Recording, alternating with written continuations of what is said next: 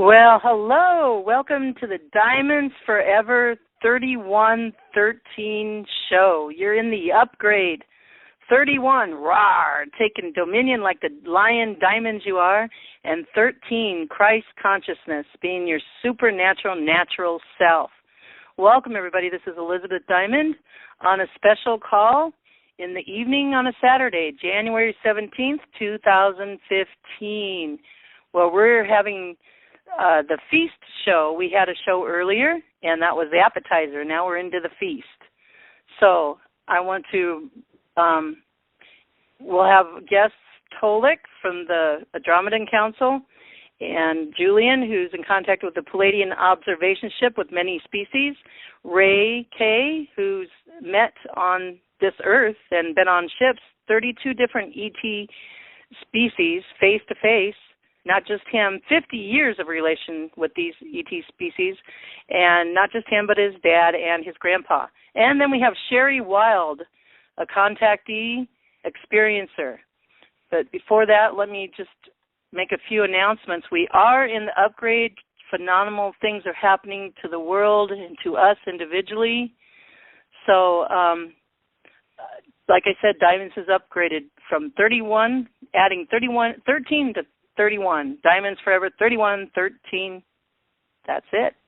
Anyway, just want to let you know some new upgrades on the Diamonds blog. If you go to the Diamonds with an S Forever 31.blogspot.com, look on the right-hand side. There's three little boxes. The first one's a contribution to energy and kind, if you like to donate to keep the Diamonds going. The other little box says New Creative Social Network.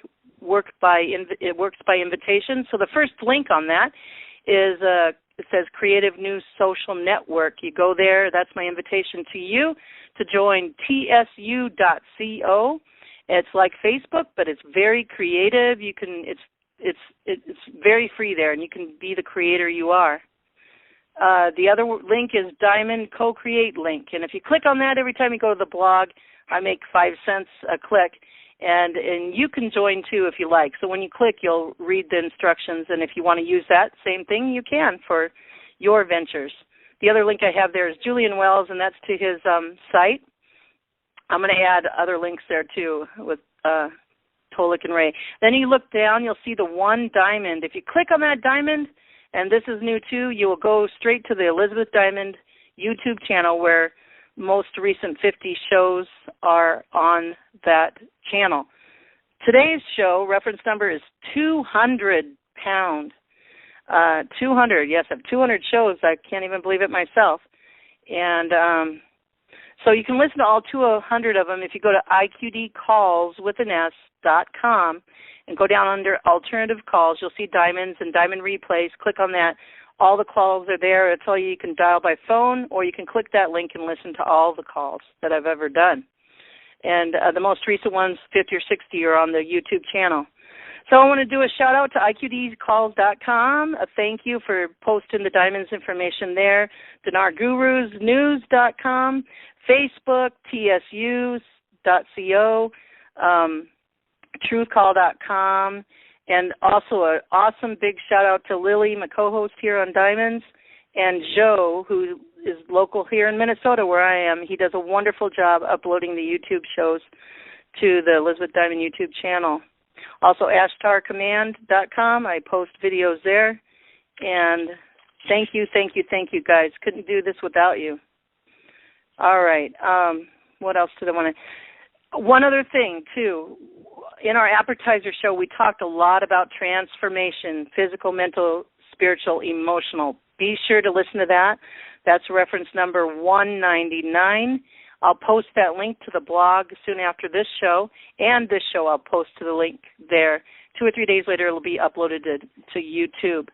But I'm on a journey myself. We're all turning into butterflies. So when we're all limitless and we're always changing, but I've been through the emotional, mental, spiritual transformation. I'm still transforming. Now I'm on the journey of physical transformation. So I joined a gym, have a personal trainer, and phenomenal things are going on, and I'll keep you updated.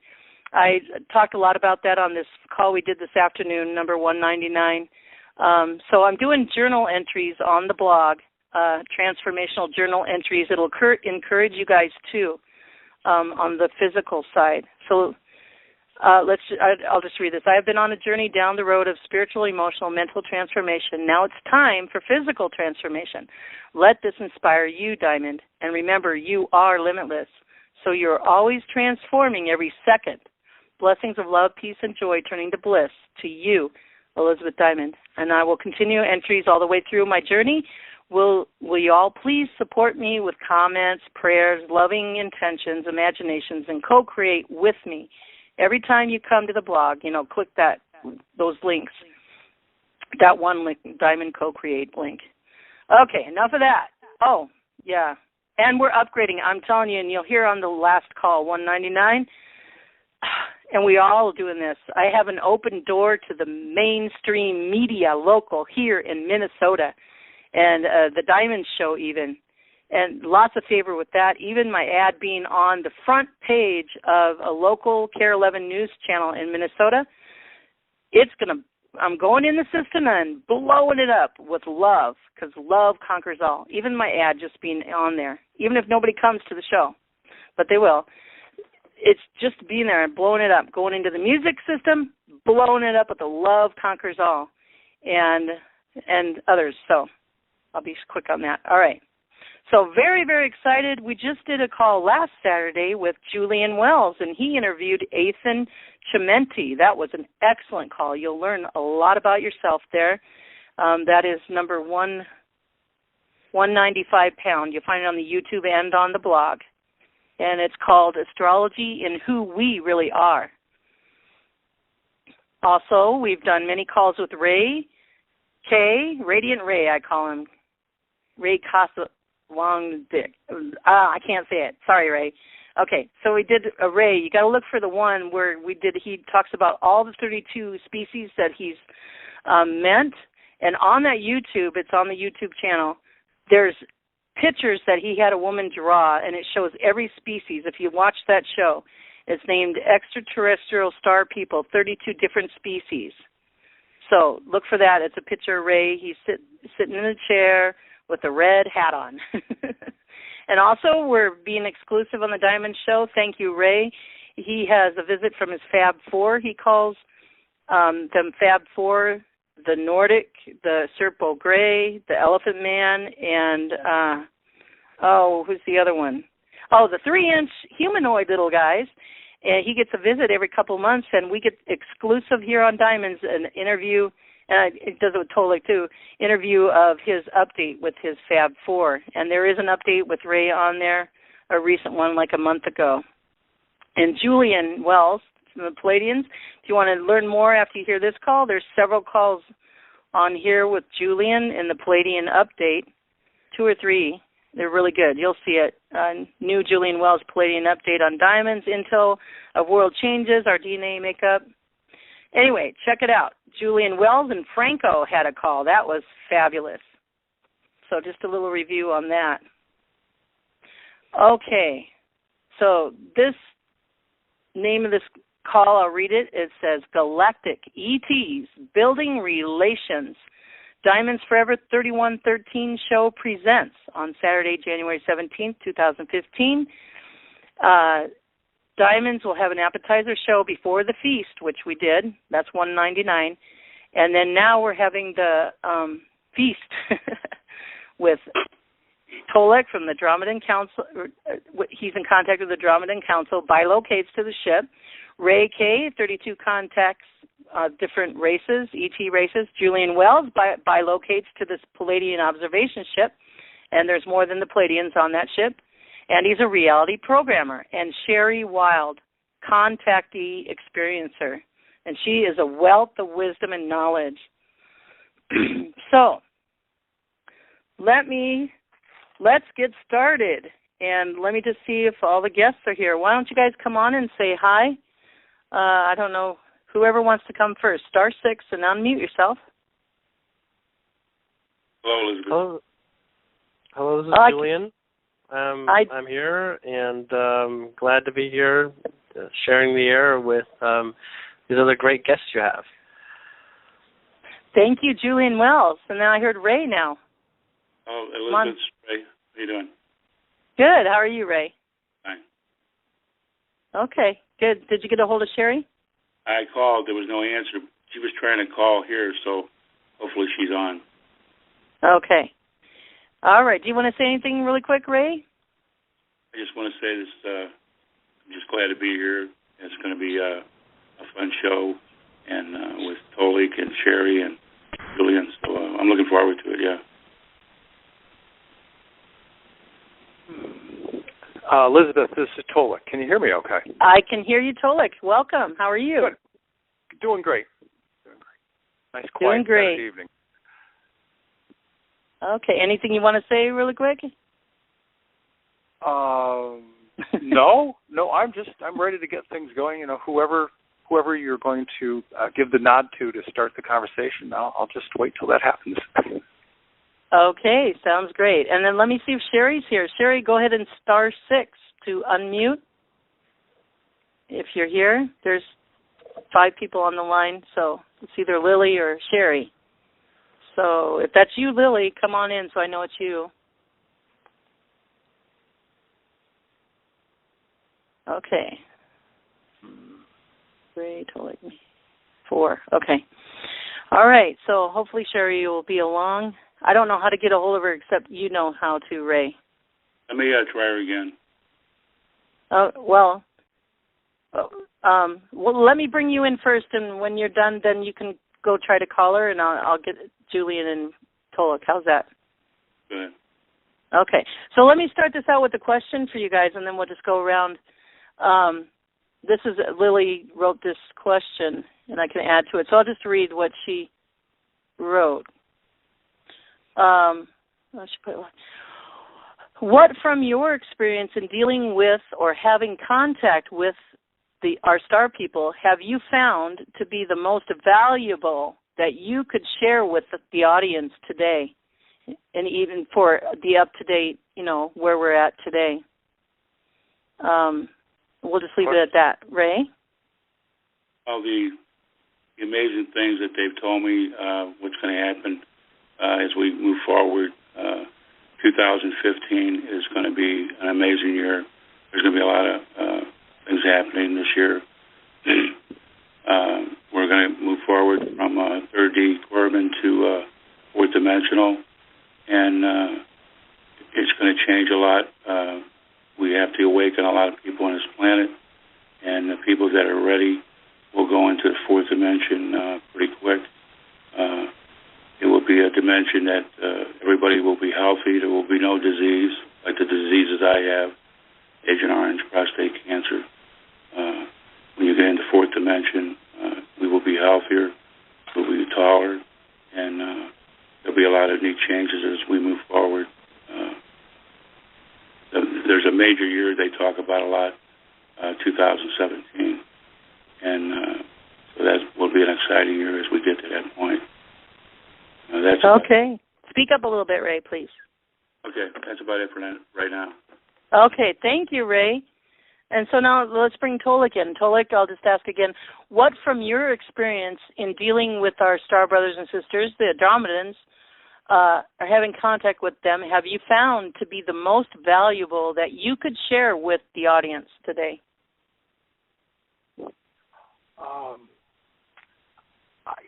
I really don't like being a copycat, but I can't help but think that the topic that Ray touched on is probably and will probably be the most impactful change in human history, and that is that sometime, it looks like within the next couple of years, this planet and its people will go through a pretty massive transition and then a transformation from that of being what we are today, which is dense, heavy, 3-dimensional, organic people inhabiting this planet, to lighter, fine essence matter, spirit-based people. Now, you can call it 4D or 5D, but anywhere from 4D on up are all of the spirit, fine essence realms.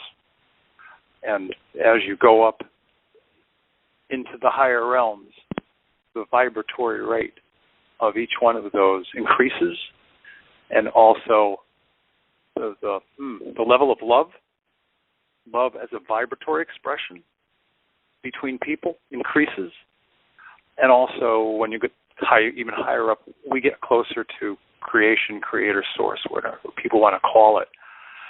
So I think the process of us evolving is probably the greatest single thing that, I mean, I've learned a lot. That particular item is nothing short of life-changing. And once that happens, it's a completely new game for people on this planet. Physical bodies will drop away. We will be clairsentient, clairaudient, clairvoyant. We will have other abilities like telekinesis, teleportation, at will. These are all 4D and higher capabilities. So yes, it's a game changer. It is a game changer indeed. Yeah, without a doubt. Right. Yeah, and later on, Tolec, I heard your call with Ray when you were when you were a guest with Ray and Dr. Alfred Lamberman-Webb, and you went into that detail what your people told you. So I'd like you to go into that a little bit later too, and on top of what you wanted to bring in too. If that'd be good. Okay. You'll have to just drop me some clues as to what I was talking about, and I'd be happy to explain about it. I will. Thank you so much. Thank you for that. My pleasure. Thanks. Julian. Oh, you're welcome. Yeah, so... Can I read it again real quick? Sure, go ahead. Okay, what from your experience in dealing with or having contact with the Pleiadian observation ship and others now, have you found to be the most valuable that you could share with the audience? I can speak to basically just what has really rocked me. And that's just how present they are. Although we don't easily experience them, and I know most people are not experiencing them in the way that I do, so I know that I'm in a special place for that. But to find out just how much of their attention is on here, it's kind of like finding out that you're on stage at a rock concert and you thought it was like a dry rehearsal, only to find out there's a giant audience actually, taking part in the experience overall. So when my perception expanded and that started to become more present, and especially when I gave the specific Pleiadians I came in contact with permission to follow my life, I began to find out just how significant we are in the big picture, and that's nothing short of breathtaking, for me at least. Julian, this is Tolec. Yes. I want to just kind of jump in for a moment.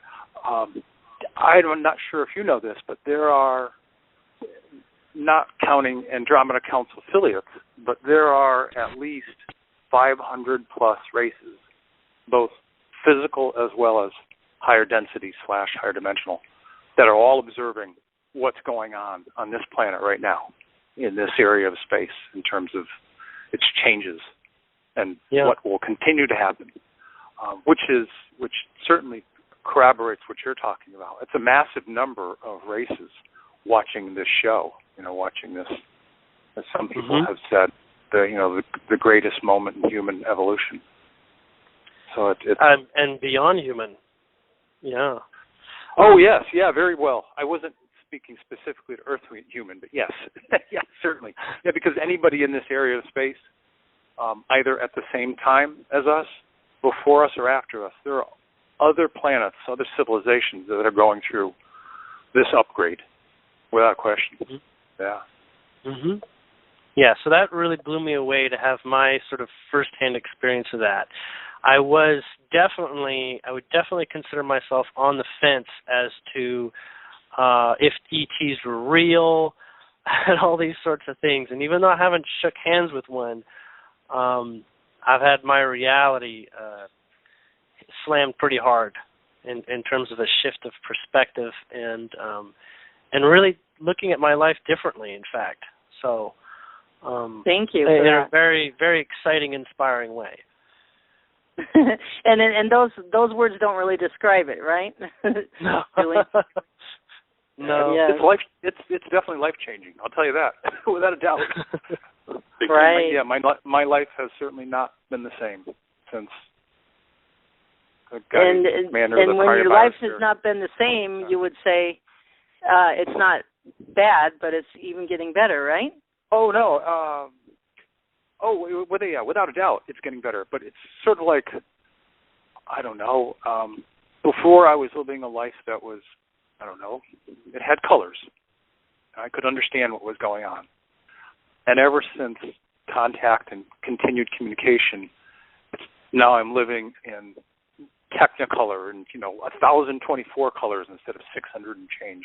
I'm trying to use examples and metaphors, but I see synchronicities, and as Raymond and I talk about from time to time, as we learn different things from each of our people, he'll tell me something, or I'll tell him something. We'll go, aha, confirmation. And it's amazing how many times that we'll learn something from our people, and then 6 or 7 days later, or even 2 or 3 weeks later, we'll chat. And I'll say something to him, and go, confirmation. Because he's learning some of the same information that I am learning, and likely some of the same information that Julian and other people are learning. Anybody that is having ongoing contact, I wouldn't say the information is exactly the same, but it probably matches up pretty close. Yeah, and I haven't began to tell you guys about my contact starting before Christmas. I won't today. I will someday. Tell us. No, someday soon. Not to. This would be a great story. We love to hear Right. Ray or Sherry. Let's see if Sherry's here. Sherry, are you here? Just *6 to unmute. And I want to ask you the same question. If Sherry, you're not here. Ray, can you come in? *6. I'm here. I try to get a hold of her. Her phone rings. I don't Okay. Well, we'll bring her if she doesn't show. Maybe she forgot. People do that. So, Ray, let me ask you. Since, my heart is building relations with our star family, ETs, and they will be on the phone someday. You watch and you see. We're all creators. Anyway, Ray, tell us about your 50 years of experiencing meeting these 32 different ET species. Tell us your experience and how that relationship built from just one showed up one day, and you're like shaking in your boots, and then building on that relationship throughout the 50 years. Tell us how that's transpired and paint that picture for us. Well, it all started with my late grandfather in Yugoslavia. He was a lumberjack, and he was sitting on his stump. He had 5 sandwiches and his coffee. And out of the woods came this 12-inch dwarf, and they talked a lot. My grandfather gave him a sandwich, and he would sit on this stump. But the main reason he was there was to let him know that one of his sons, which is my late father, and one of his grandsons, which is me, would meet many star people for information. And the little 12-inch dwarf was so right. I met a total of 32 star people, 28 good, 4 bad. And it's an amazing ride. So go deeper, Ray. Tell us specifics. Just take one that you remember, and remember when you first met him or her, and then how you built that relationship through the 50 years. How you got to know more, and you shook hands, and you were scared, and the emotions of joy and happy. Just pick one and give us it in a nutshell. Well, I'll talk about the one-eyed Cyclops people. These guys are 8 to 10 feet tall, and we were on this craft. There were 6 of them. We were surrounded in a circle. I was with my late father. I was 12 years old, 1959, crying and screaming. And this leader by the name of Zuda picked me up with one hand, and I was crying and screaming. And he put me up to this huge black eye, and I felt the warmth and the love. And he put me down, and I walked back to my dad. And then we heard him talking telepathically. We are your friends. We're not here to harm you. We're here for information. And basically all of them, even the bad ones, which weren't there for great information, were telling us that we have to turn everything around because we've been destroying this planet. And we've been spraying everything. In a long run of 20 years, we're killing ourselves. And we have to stop the wars, anything nuclear, to change this world to a better world. Back in my time, we didn't spray them gardens or tomatoes. And the relationship I met with the one-eyed Cyclops people, I met them 3 times, it is to let us know that there are good, smart people out there. The good outweigh the bad. We got good and bad down here. But they're protectors and watchers of this planet. They have underground bases here.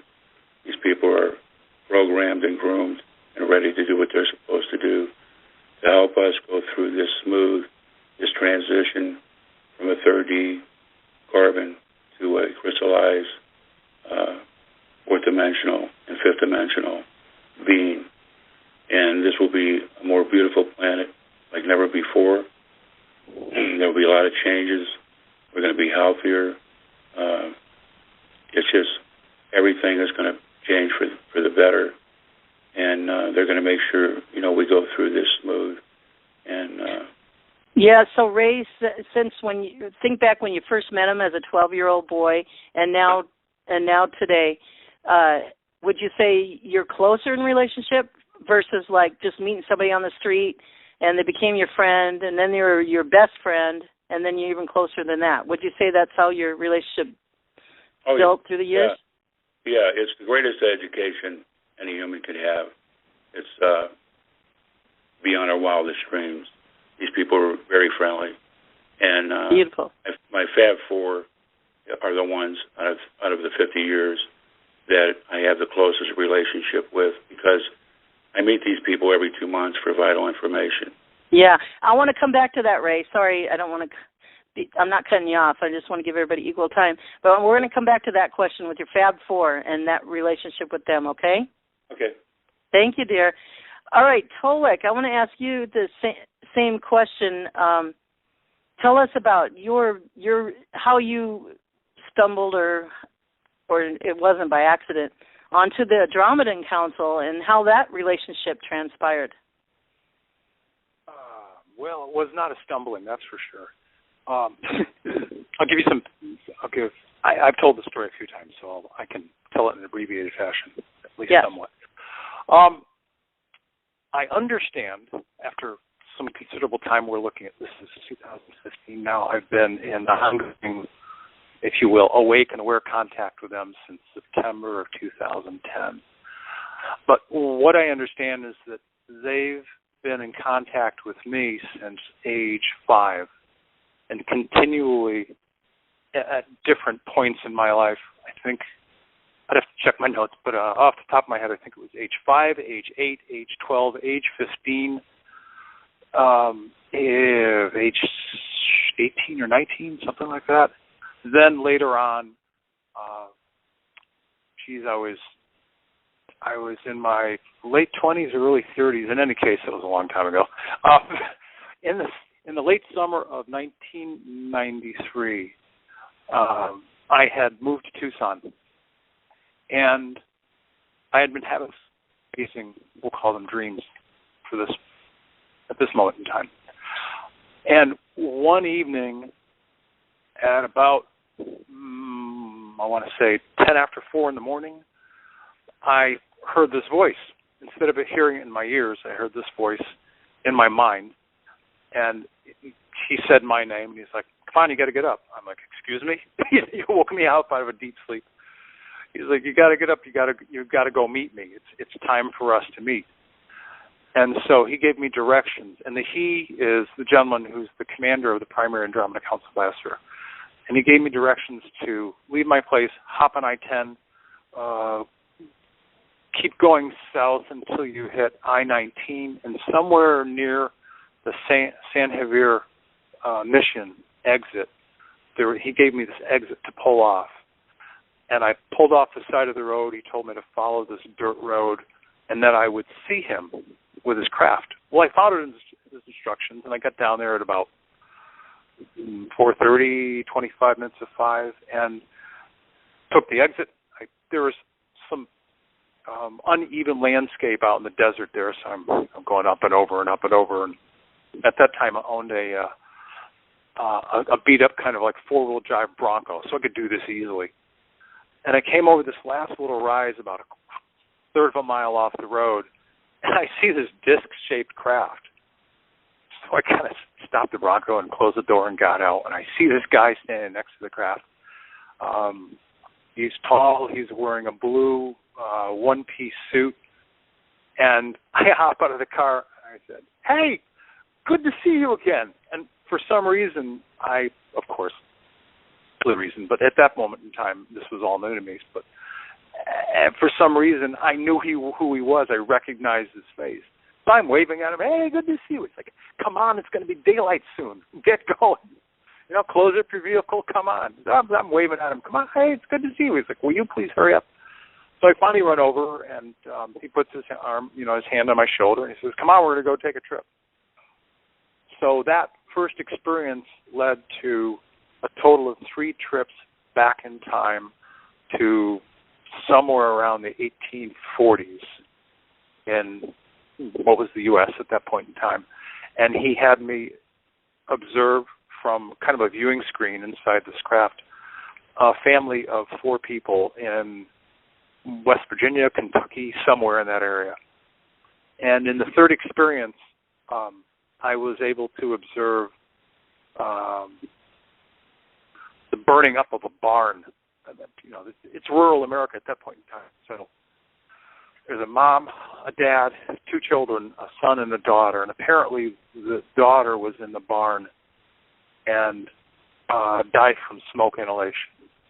Of course, the daughter was the light of the heart and the rest of the family. And at the end of that whole experience, I said, why did you bring me back to experience this of all the experiences?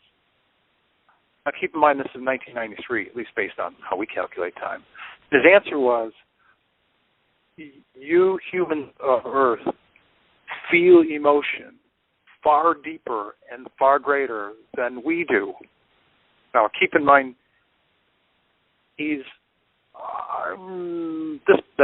now he's probably like mid-level 5D. At that point, he was upper-level 4D. But fourth-dimensional humans don't, at least based on what I've learned, everything I've learned about them, they don't experience the breadth and the depth of emotion that we do. And one of the reasons that they don't express the depth of emotion regarding death is because from 4D on up, there is no physical death because there's no organic physicality. It's all spirit, essence, matter. They just choose to go, all right, I've experienced enough as a 4D person. I'm ready to become 5D. And they just change in vibration. They migrate up to the next vibratory rate. So they don't experience the emotion of death. They don't experience the sadness and the grief that we do. Because he could see that I was clearly disturbed and clearly moved by this experience of his family losing their daughter. And he said, we're trying to better understand what you go through when your people experience death and a whole other range of emotions. So that was my very first conscious experience of having a meeting who I would learn later was the commander of the Primary Andromeda Council Biosphere.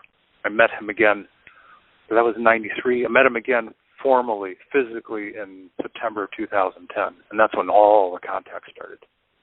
I understand that I had intermittent contact between that time and 10, but that was the first big experience for me, and it was. There were other experiences. It seems that And tell us how your relationship is now. Much like 2 old friends.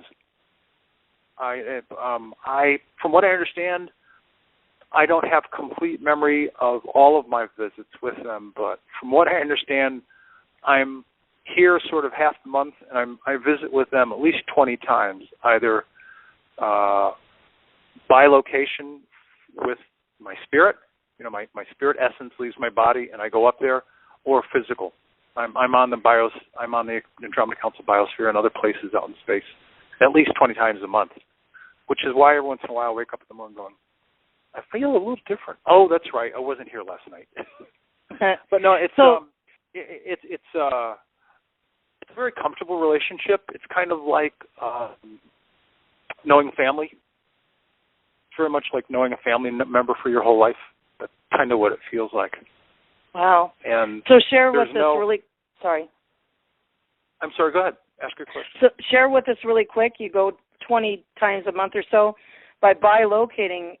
Just to help the audience, how do you do that? Do you do that naturally, or do you try, or are you in bed? Are you awake? Just share real quick in a nutshell. Most of the times, most of the times it's at night, and they either pick me up at night physically, or I'm in a deep sleep state, and my spirit essence just leaves my body. It's nothing. And how does that feel? The leaving part is easy. But when I come back, it's kind of interesting because I'll be laying there, and then it feels like I've taken a rubber band, if you will, out of my chest, and say you're laying there in bed, and you take this big rubber band and you stretch it out about 2 feet, and then you let it go. It's kind of what it feels like when I come back into my body. It doesn't hurt. It's just kind of like, oh, okay, I'm back. I'm here.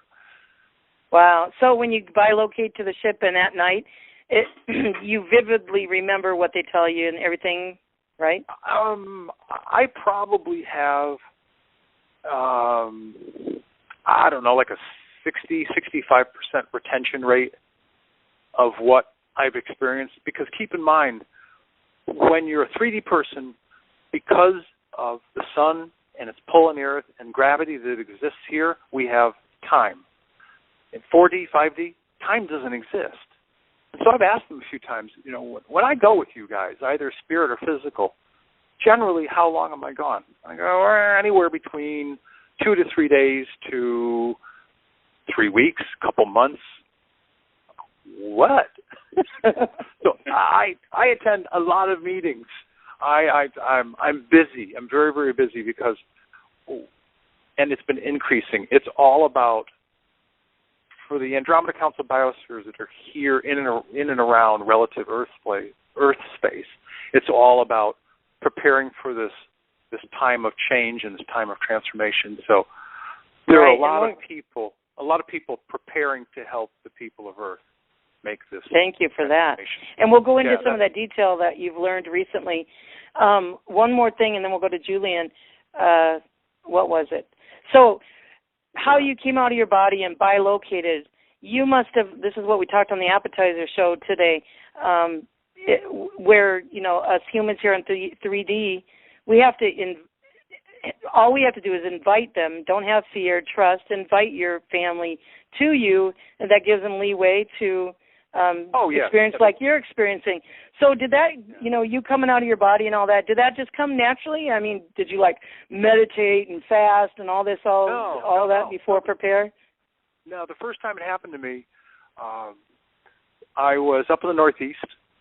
It was a summer day in June, about 74 degrees, blue sky, puffy white clouds. I had been out running some errands on a Saturday afternoon, and I came back. I went upstairs into my bedroom. Windows were wide open, a little breeze coming through. I laid down.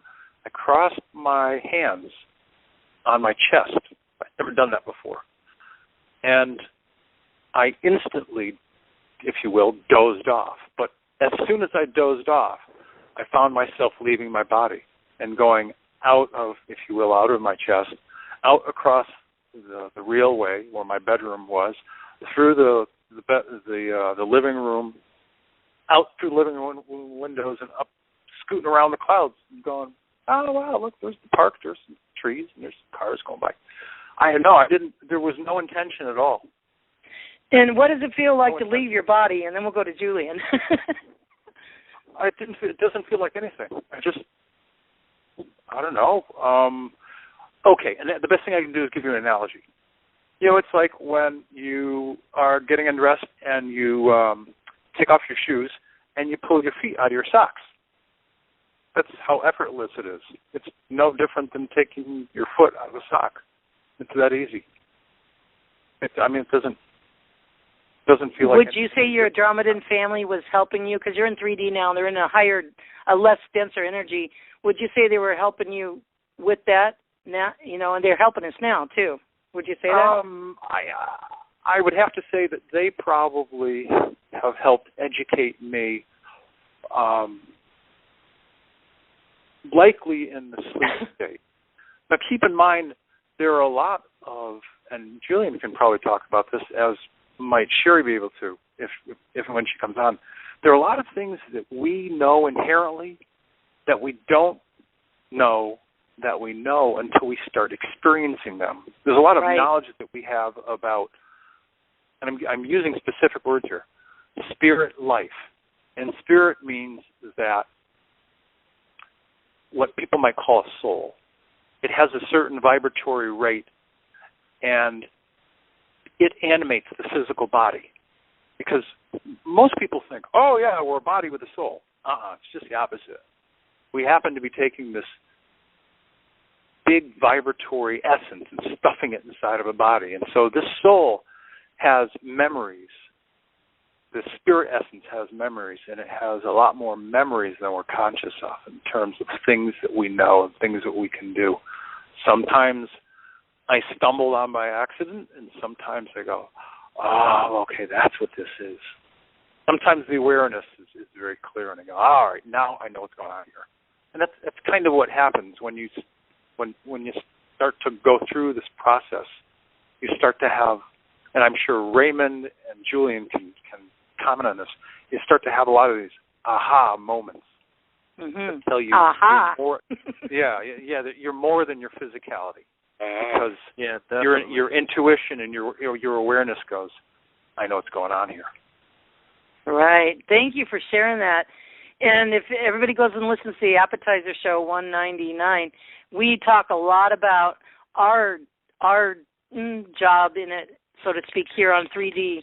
If you want to experience this and you're desiring with Julian, Ray, and Sherry, and Tolec, listen to that call, and that'll give you our part in that. And you can, if you want to.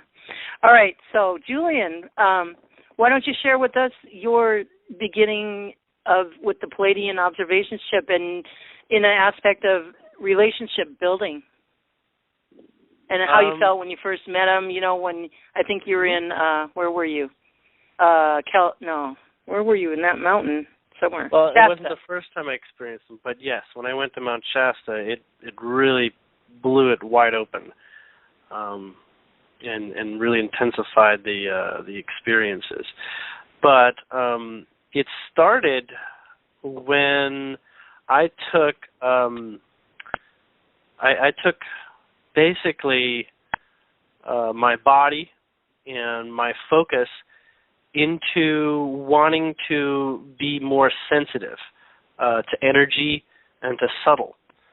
I basically have had lots of mysterious experiences that I can't explain, where I was very psychic, or I saw things happen that really perplexed me, without being on substances or anything like that. Basically things that appeared like as if I was on acid were happening at different parts of my life. And each one of those showed up at times that really changed the way that I looked at life. And one of those experiences came up, and I said, I got to figure this out. Almost like I want to go back and see how that's possible. Now, I was raised in an Eastern philosophy, training in meditation and using meditation and chanting and different types of yoga. Since I was 3 years old, my parents met with a guru every summer. They'd take us, and we'd go and hear from the guru and things like that. Now, I wasn't that interested as a child, but as an adult, and wanting to sort of relieve stress, I began to practice meditation. And remembering that, I actually was really quite good at it. It used to be a punishment when I was little, where if I started flipping out or whatever, I remember a couple occasions where my father would sit me in his lap cross-legged and force me to meditate. So that's how it would calm down. Funny thing is I don't remember him doing that with any of my other 6 brothers, but it was as if somehow this was important to me.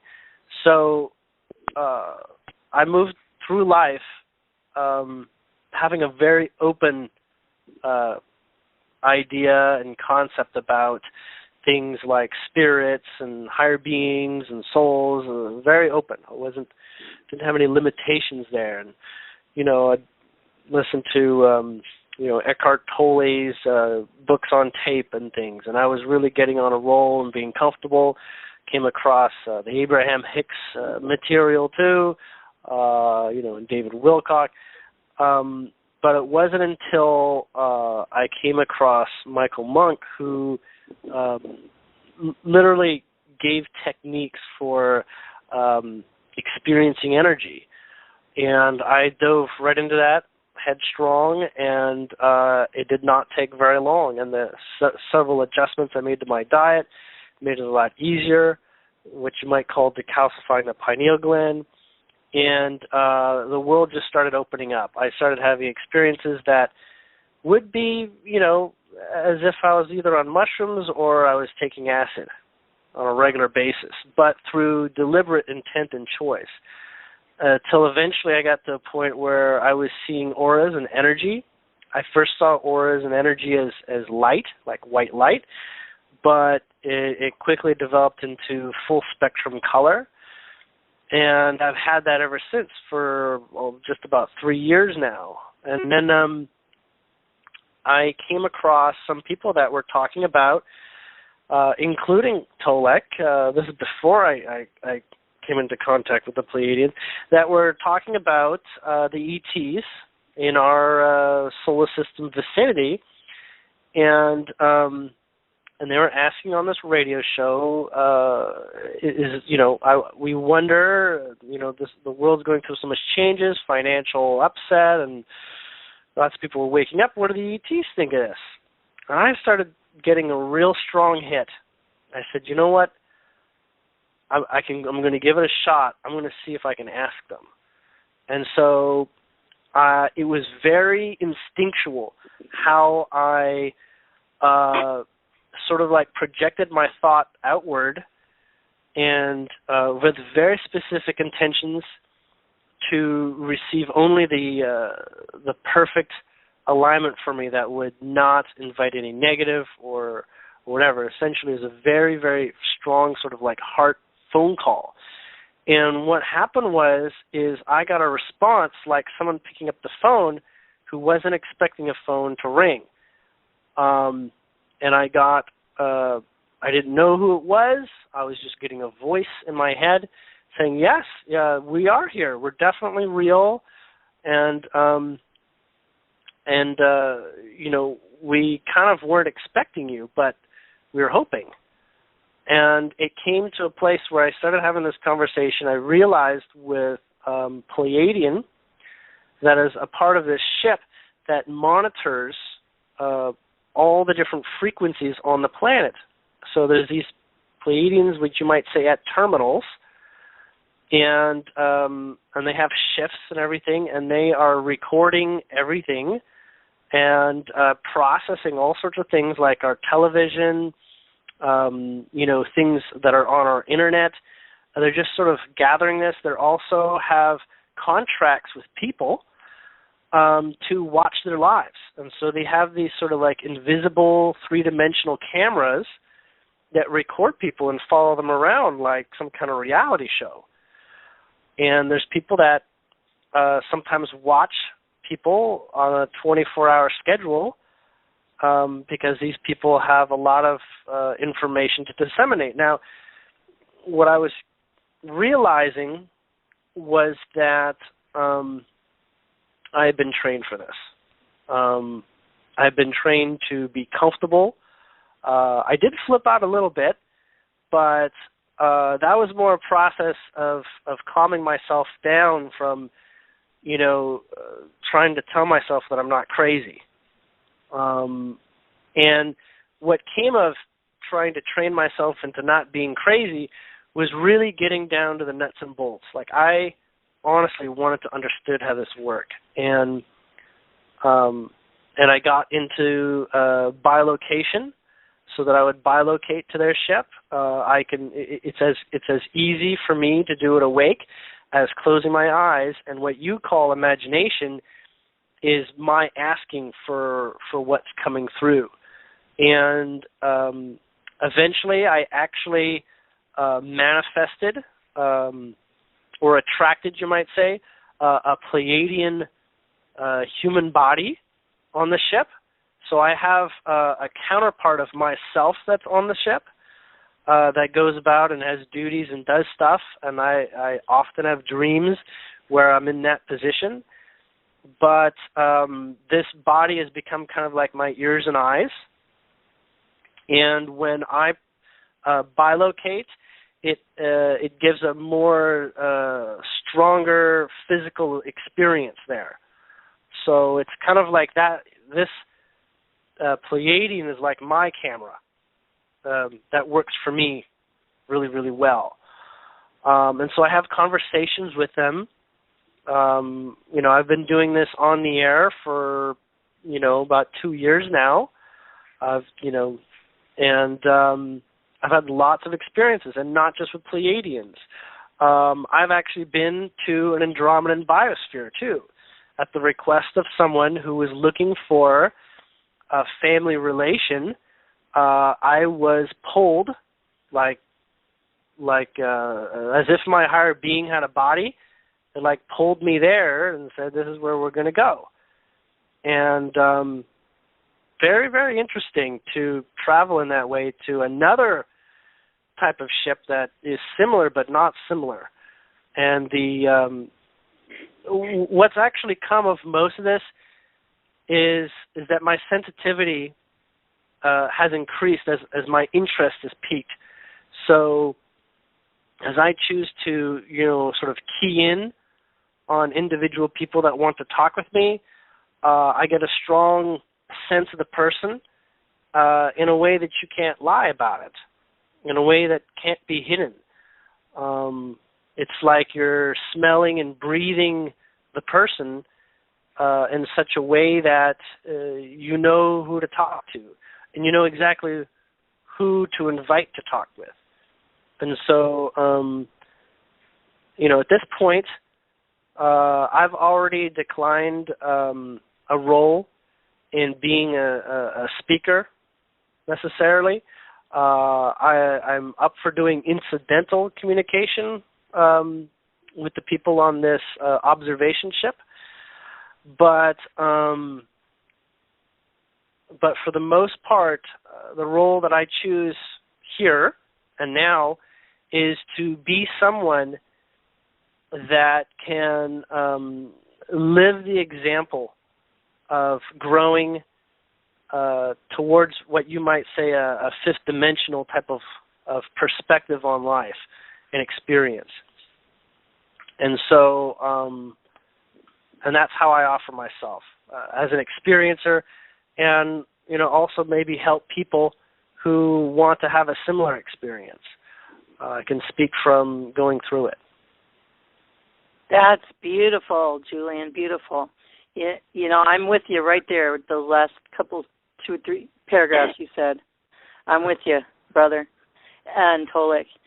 Wow, that's great. Okay, I want to get up to. I want to have you guys share the up-to-date information you've gotten from your friends to help us too, in a little bit, and also a couple other questions.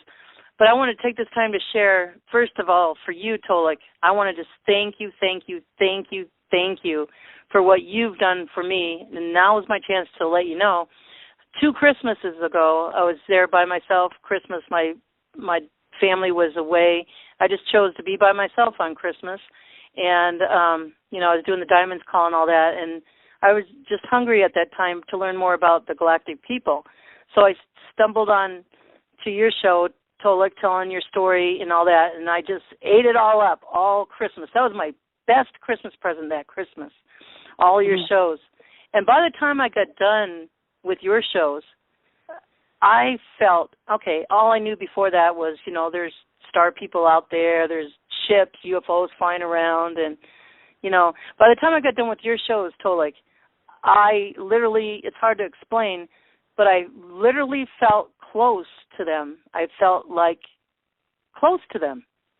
I felt like I knew they were real, but I felt closer to them, starting a relationship, even though I haven't heard them or whatever. So I want to just thank you for that, Tolec. Thank you so much. You are helping humanity, whether you know it or not, and you know it, but I wanted to bring that out. And then I heard Julian. I first heard Julian. I've been following Julian for a long time.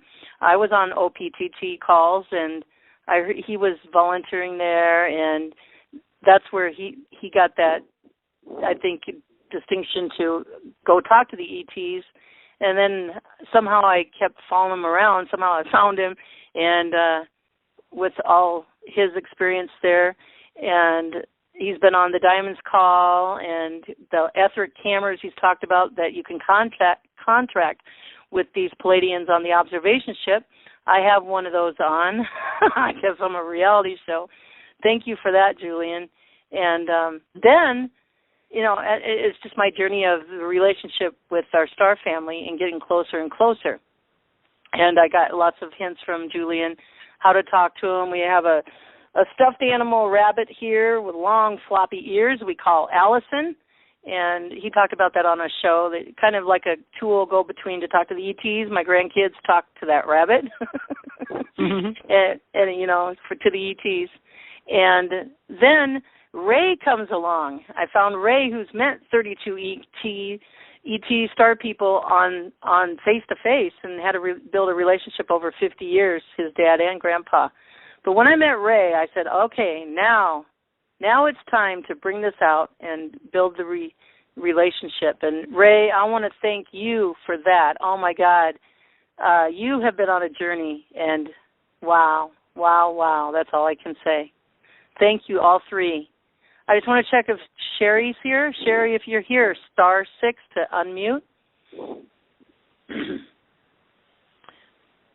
All right. Sure. What do we... Elizabeth, I'd like to ask, if you don't mind, what do you feel has been the most impactful concept in terms of how your ET family, ET contacts have affected your life? I mean, obviously you're doing this show to help inform humanity, but how has it affected you? In what way? Good question. Because there was a part of your life where you're going along doing your thing, and then you have some kind of contact. You're awake and aware, and you know that you're having contact with an extraterrestrial presence. That had to be a life-changing event for you. Oh my God! So, since that moment, if you can think about all the ways that that first contact has impacted you, how do you feel it has impacted you the most? How do you feel it's made the biggest change in your life? I guess that's what I'm trying to ask. Okay. Well, you were part of the starting the journey because I got closer knowing them. I just knew, closer. And then Julian was part of it. And what you're asking, I'm in the midst of now. So I would say contact and that tangible contact experience. Itself. Yes, contact and that tangible experience started happening to me, 3-4 days before Christmas. Well, maybe before that. But I'm in the midst of it now. But so far, how has it impacted me? Oh, it's a wowzer, I tell you. It's a wowzer. And physically, emotionally, spiritually, mentally, how it's impacting me now is I'm Right. I'm more intuitive. Doors are opening up for me, like I shared with you. I'm like an entrepreneur, business person. Doors are opening up. They've been closed forever for me. What you're saying makes sense, because that happened for me as well. My life got. I know I'm a reasonably bright guy, but up until the moment in time where I'd contact, life seemed to be somewhat of a struggle. Life got a lot easier, and doors opened for me easier. It's because I felt like I just wasn't struggling as much anymore. It just life. Because you know why? We got to the point where we're co-creating together. We here on 3D, somehow, some way, each of us invited. We were trusting and unfearful. We invited them to come and help us, because they help us and we help them. We're diamonds. They're helping us turn back on. And once we're turned back on, and even in the midst of it, we will help them. There's no savior. It's all of us together working and co-creating this golden age and helping each other. It's all about love. Huh? Well, that's certainly true.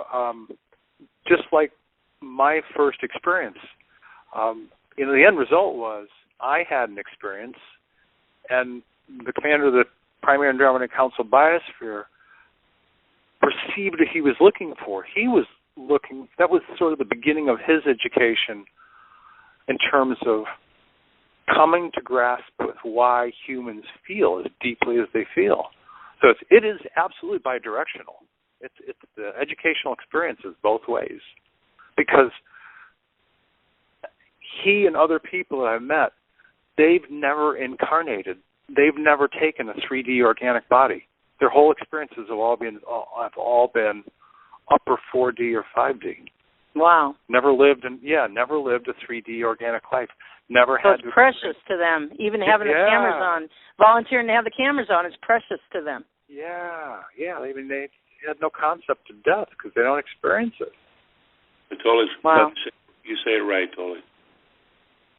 Yeah. So, Ray, you're in here. I want you to just share real quick regarding your Fab 4. You get a visit every couple of months, how that relationship developed from the beginning until now, and the new thing that they announced to you, their last visit. And go ahead. Well, the Fab 4, they're out of all the 24, have been like a family. These people are real, and their whole perspective was to get the information out that we are not alone. We have family out there, and your people who listen to this show have relations out there. And Ray, talk about when they come into your room. They come in via TV or other ways, and they come from tell them what you experience emotionally and what you experience. It's the 3-inch guys, how they're happy and gay, and tell that. If I wanted anybody to meet E.T., it would be the 3-inch buddies of mine. It's like blowing up a helium balloon.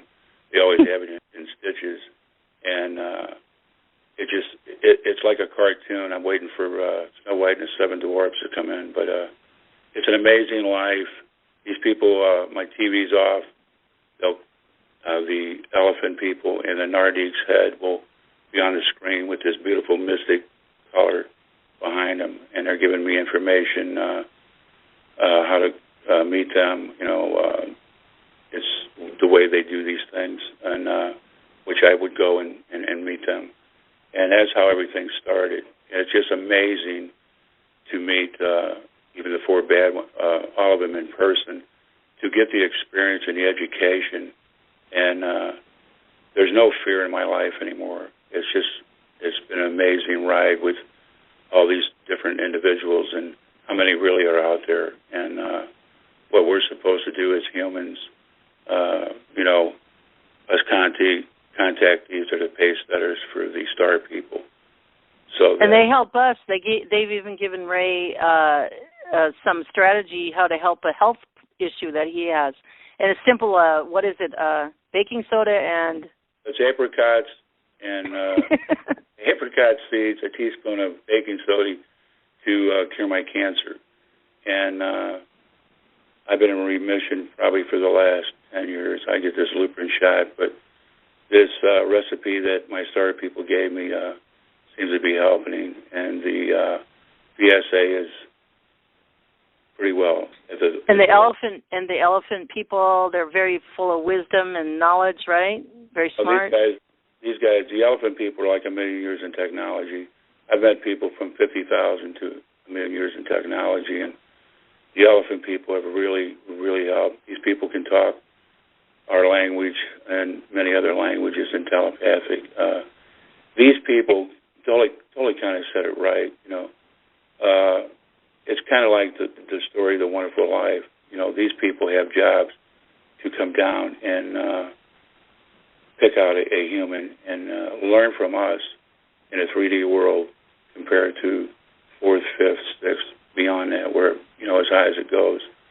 To learn right, and the Serpal Greys and the Nordics, too. Tell a little bit about them when they visit you. The Serpal Greys talk telepathically. They're vegetarians. They're real friendly. They're amazing people.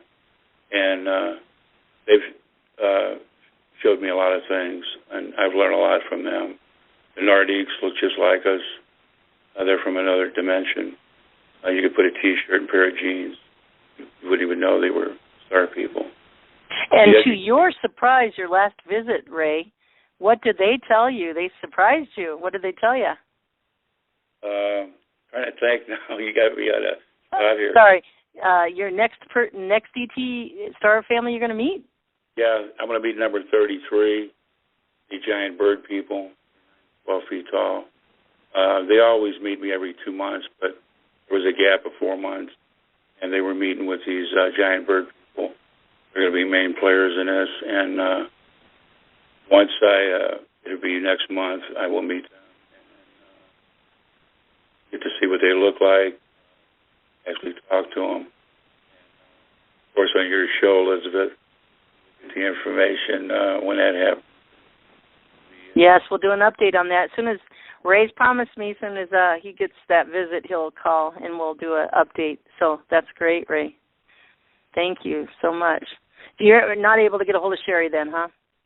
No, I tried. She was trying to call me. I was trying to get off the phone, but something happened minor. Hopefully she'll come on later. Okay, great. Okay, so now, I don't know, Tolec, I think this is what you told me at the beginning before we started the call, what you wanted to bring in. So let's go around the table and ask about some, and before that, I want to prelude. You know me, Julian, Tolec, even Ray. Ray, try it. Just take that leap of faith. And I would like you guys to get in contact with your people and see if the people have a message for us today too, okay? So we'll do that in a little bit. So bring in some up-to-date information that could help us too, that you've gotten recently, some knowledge and understanding from the Andromedans, the Palladian ship, and Ray's people. So let's take Julian first. So most of what's been going on for me for the past couple weeks, and it's ramping up over time, and it's not actually complete, but what's occurring is that I'm getting consistent downloads and information through dreams and through my awake state on I'm kind of getting like an education, like I'm going to class or something, on the makeup of how dimensions persist, exist, and how they interrelate. I'm kind of getting like an education on, say, Dimensions 101 that is intended to lead to, 102, where, and that's probably where I'll share more, is actually in the transitioning of dimensions and doing it consciously, as there is a dimensional shift that's coming, and the mechanics of it are virtually completely not understood. But I'm meant to be given more and more experience and being able to describe and explain how that's going to be, how that's possible, and how each one of us has a direct influence on it. I didn't think we had any direct influence, but it turns out that the timing is essentially highly relational to each one of us and our personal, local reality dimension, whatever you want to call it, timeline.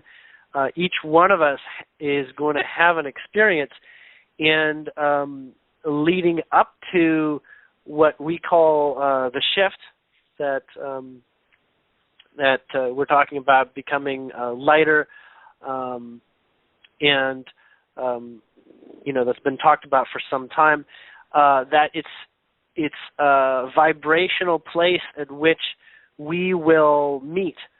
A little bit like in the law of attraction, you basically become that which is the vibration that you're a match to.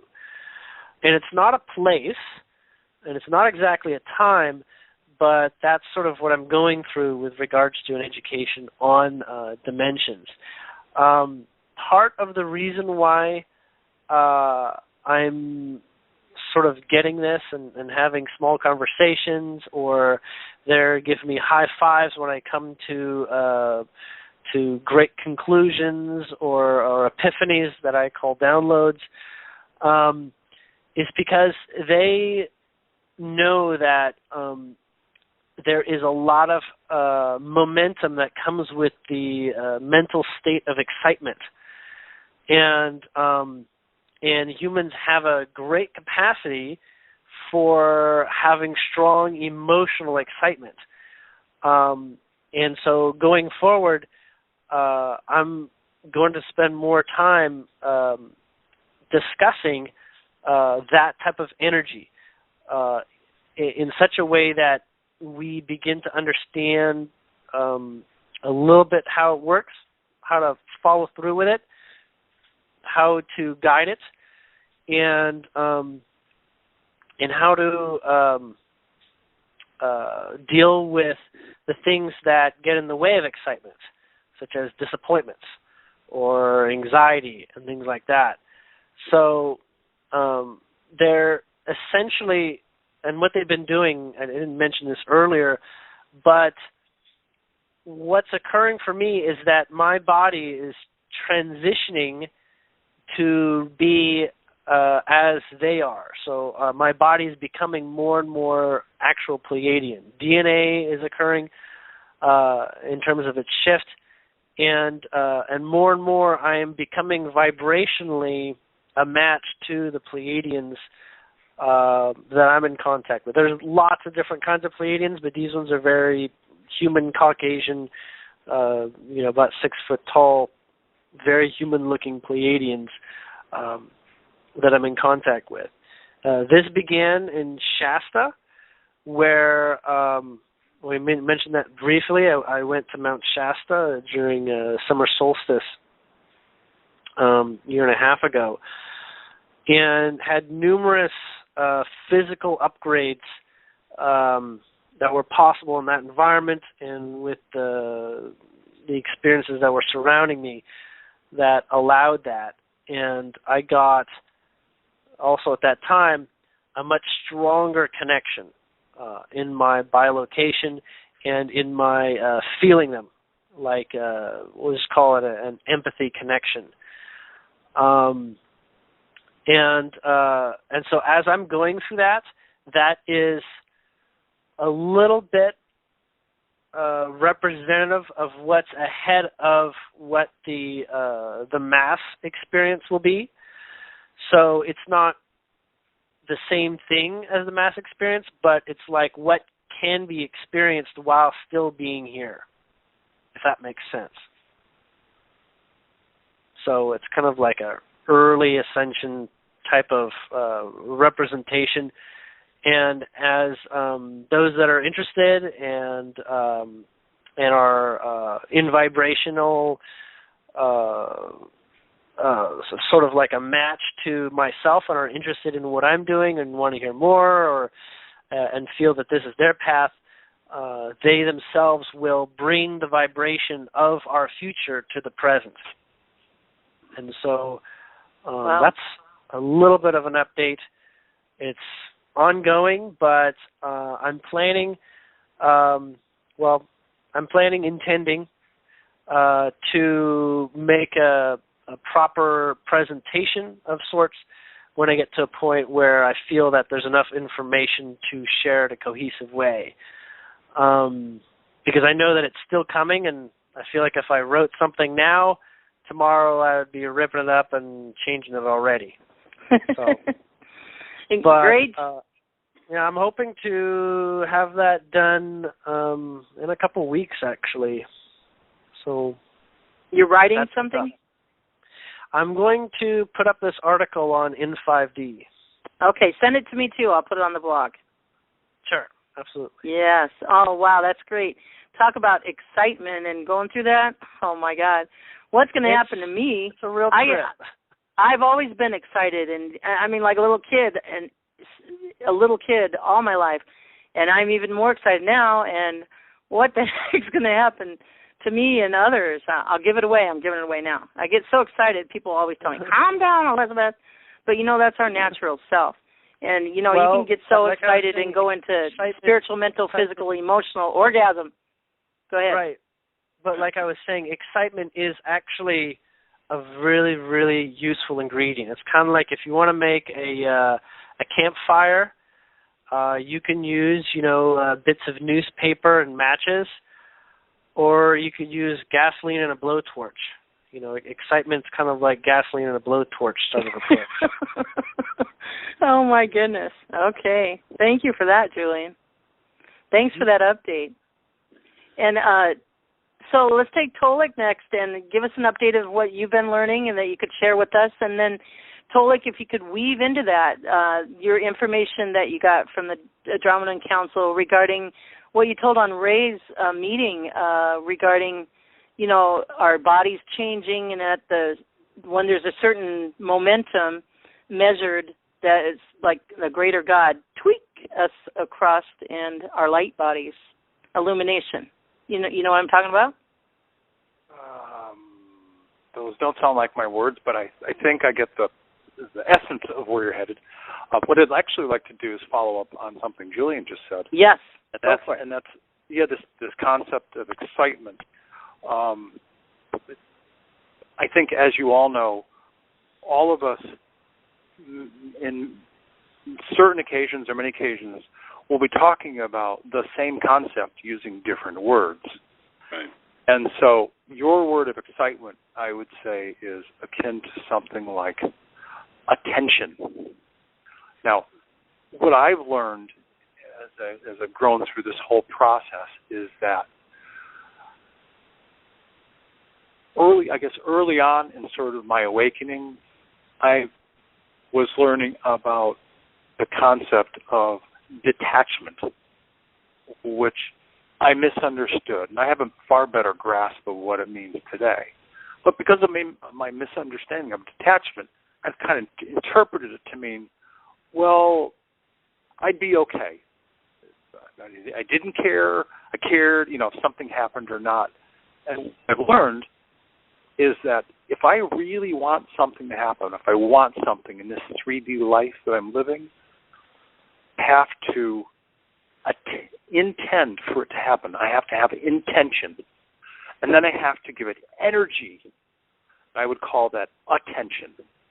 And the more attention and the more energy that I give to something, the more focus I have on it, the more that I intend to really want it. You could compare that to the word excitement in a very similar fashion, because the more excitement or the more energy you give something, the more likely it's going to come about. I know there are different ways that people talk about this concept, but I've found that it's proven to be true in my own life. Many, many times in the past few years, when I've set certain goals, I've given it a certain, whatever the goals are, I give them a lot of my attention, a lot of my emotional and intellectual energy. I don't think I don't think that what we're talking about, at least what I'm talking about right now, is that much different than excitement. Yeah. So I just wanted to sort of throw in my 2 cents. It's very, very, very similar in terms of where it goes. Yes. I've realized that there's different states of mind, and that I've been presenting with the different states, where we're happy, we're sad, we're depressed, we're drunk, we're feeling, flirty or whatever. These different moods that basically come with a range of experiences that we basically experience within those moods, you might say. And excitement is one of those moods that, when understood more and more, such as attention, it's a very heightened level of attention. Yes. Excitement also is at a lack of disappointment, generally, right? As disappointment is the opposite of excitement. So part of what's coming forward is how to keep a balance of excitement while sort of like dealing with what you might consider like obstacles or disappointments or things that would take your excitement down and hold you from being able to hold excitement. Because, yes, it's a very, very energetic form of attention. Yep. I've also learned that if some things happen in my life, and I'm not going to put any weight or value on them, but just as an example, certain things don't happen. If I'm going to be disappointed, to feel that disappointment. Feel it, process it, understand it, let it go, and move on. Because, this life is to be lived. If you're going to, at least, this is my premise. If the ubiquitous you is going to live in balance, then each of us should live moment by moment, hour by hour, day by day. Then we can fully experience and fully express everything we're going through each moment that we have it. And so if disappointment comes, don't fight it off. Go, oh man, I wasn't ready for this, or I didn't expect this, but I'll move on. It's okay. Next. That's kind of the way I process these days. I play tennis as one of my means of exercise. I don't experience my wins any longer than my losses on a game by game or set by set basis. I feel exalted, I feel excited, I feel disappointed. It lasts about that long, finger snap. I really don't, because there's a new moment coming up right away. If I'm going to be successful, I've got to be present in that next moment. I don't know how other people live, but this is how I've been living my life. And it proves to be, at least for me, it's proven to be very successful.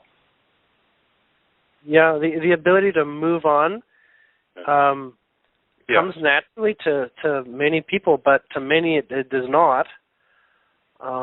And so either getting to understand, what it is that's holding people back, or simply just finding ways to move on. And there's some really simple, tools that we have that we may know or not know.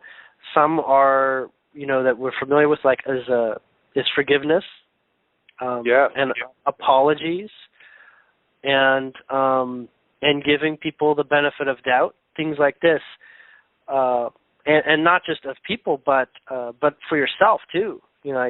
Forgiving yourself and things like this can really help release a lot of things that can hold back the high excitement, energy, potential state. Absolutely. I would think that as for all, and Ray, certainly chime in here anytime you want to, but I think for all of us, there have got to be different parts of our lives that we say, okay, I screwed up, or I really, really messed up. And you may or may not have said, I'm sorry, and meant it to the person that you screwed up with. But the very next person, either before or after, is yourself. And you really got to feel that process and move on. You say, I learned from this. I'm not doing it again this way. Yeah, you and Julian And Tolec, you too. You guys are right. With the emotion, excitements, and things that we've done in the past. You can always make up for things.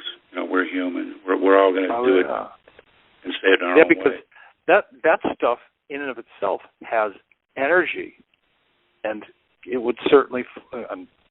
It's a word, but I'll use it to describe what we're talking about. If each of us carries painful experiences that we don't release, then that is negative energy that we carry around the physical body that can cause real problems and does cause problems for a lot of people. A lot of people. I can't tell you how many stories I've heard of people who discovered that they had cancer in certain parts of their bodies, come to find out later on that he or she died, as an example, of throat cancer. And then you find out the backstory. And the backstory is she didn't feel she could talk about something very personal in her life. And she carried that thing all throughout her life until she died of throat cancer. Right. It's not about the physical. It's what people, I think, are just starting to understand in the past probably 10 or 12 years is that the physical and emotional are tied. The spiritual and the emotional are tied very closely to the physical. And when people hold emotional pain is in the form of energy. And if it doesn't get released, I'm using a metaphor, it's like rotten meat in the energetic body. Very true. It'll just sit there and rot, which is not a good thing. And so one of the things that people can do is experience forgiveness of self. And there are all sorts of different modalities to release hurt, painful energy. And everybody's free to go explore them on their own. But, every different methods work for different people. But I think that's probably for people who want to know, how can I be awake and aware? How can I get in touch with my quote-unquote spiritual self?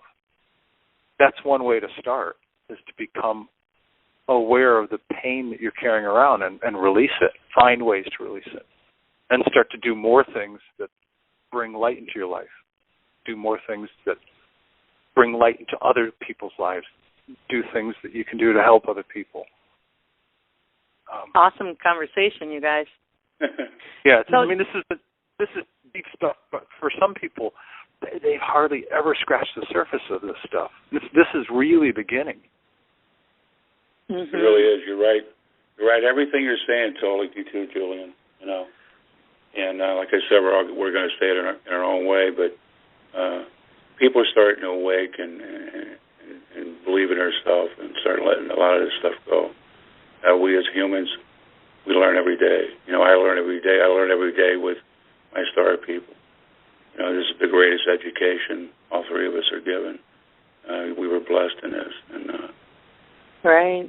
Never ending. So, go ahead, Ray. Didn't mean to interrupt. Go ahead. But no, they're right. I mean, everything that was said by both of them, I'm right there with them. Absolutely. I had a lot of traumas in my life, with Agent Orange, cancer. I don't hide nothing. I was groomed to be a fighter by two great parents, and that's what I do for them and for the people on this planet.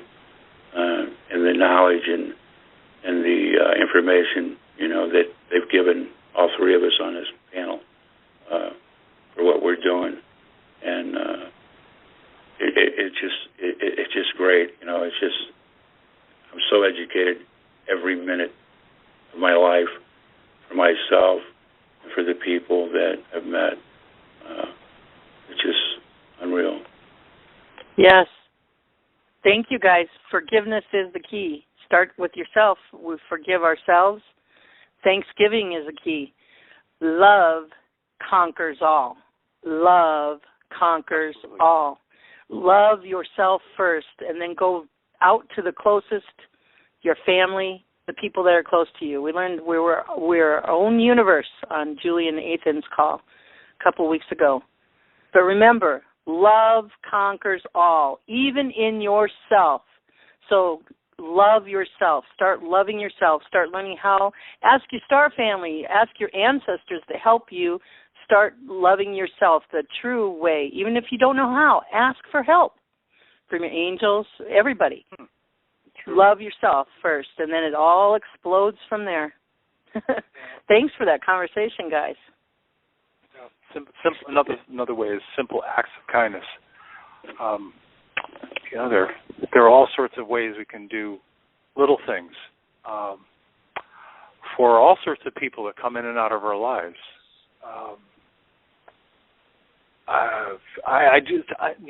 Sometimes I do them and I don't even think about doing them, but I do them because I guess I'm awake enough to think of. I not only do things for people, but I do things for the earth. As an example, I was taking a quiet walk on the beach today, and there was a storm out at sea, so all sorts of junk had blown in. There were plastic bottles and foam and cups, and I must have picked up a trash bag full of stuff and put it in a trash can. I could have walked by and left it there. That's not good for the planet. So that's a simple act of kindness. It says to Mother Earth, hey, thank you for doing your thing. Thank you for still being here. I think we'll clean up some of the junk that people have dumped on you. So that's a simple act of kindness. That's an act of love for the planet. Of course, there are acts of love that you can do for people that are really simple. As a guy who's still in really good shape, I'm always passing little old ladies. I open doors. I help them load their groceries in their cars. Those are small things that may not mean a lot to us, but it means a lot to them. Yeah. It means a lot to them, especially for those women that have lost their husbands. Small things. And they're small things. But it's the a way little to things open count. up. Yeah, it's a way to open up parts of your heart, just to give. As you do that, yes, it comes back to you. Everything boomerangs. Anything and everything you do, good, bad, in between, neutral, boomerangs right back to you, which is unexpectedly, I will add. Very unexpectedly. Unexpectedly, yes. Yeah. Now, Tolec, can you share with the information you've gotten from the Andromedan Council? What's going on? Sure. Up to date here now? Yeah. A bunch of usually, and a lot of times I don't ask specific questions to them until somebody or a number of somebody's. Usually, if the number is 4 or more, I start asking them questions. People are asking me about this planet spelled Ceres, which is pronounced Ceres.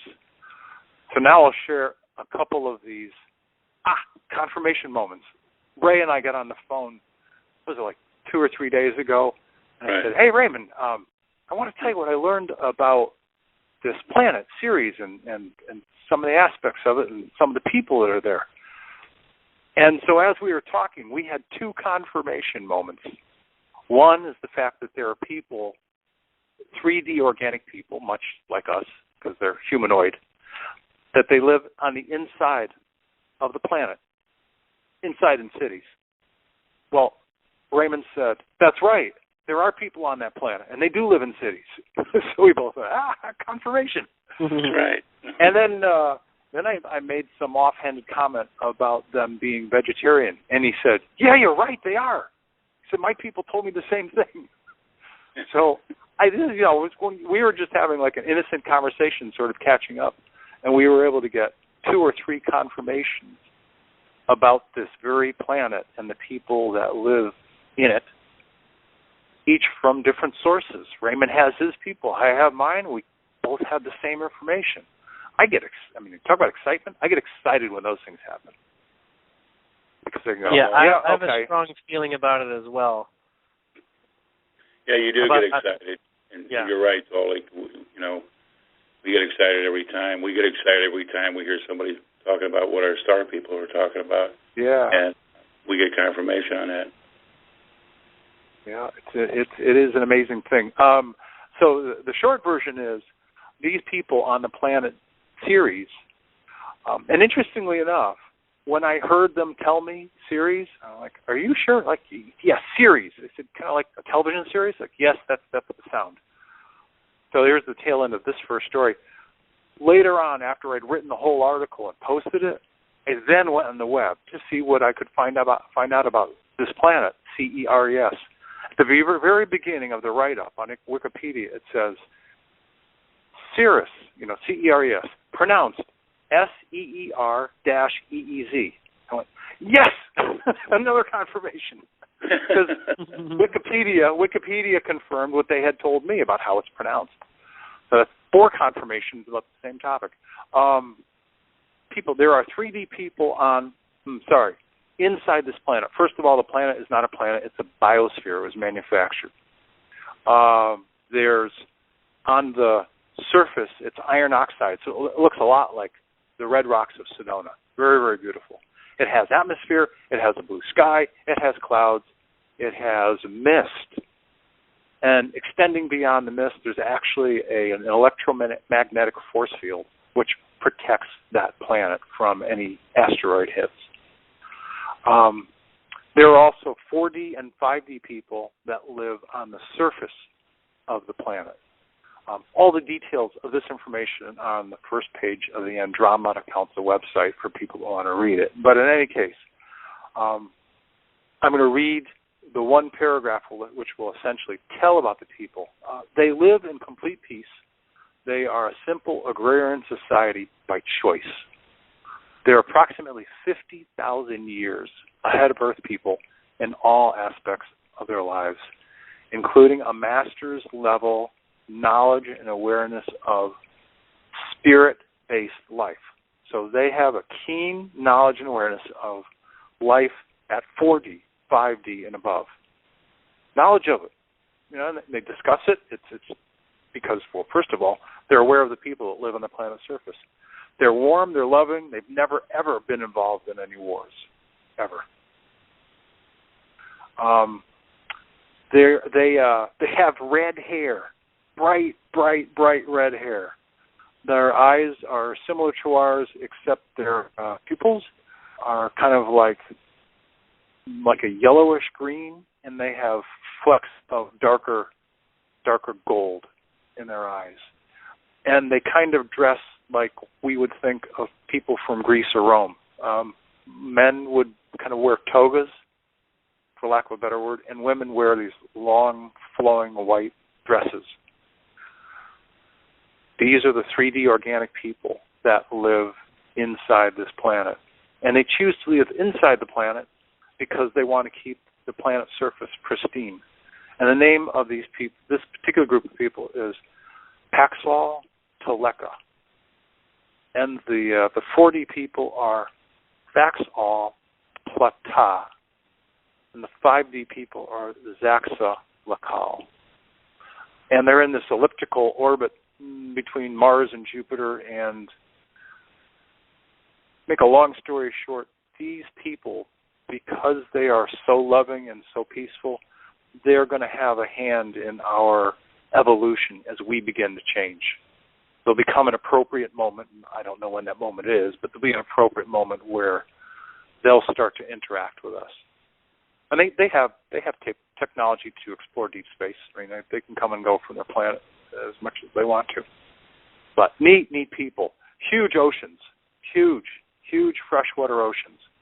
At least, I think, 50 or 60% of the planet is freshwater. Wow.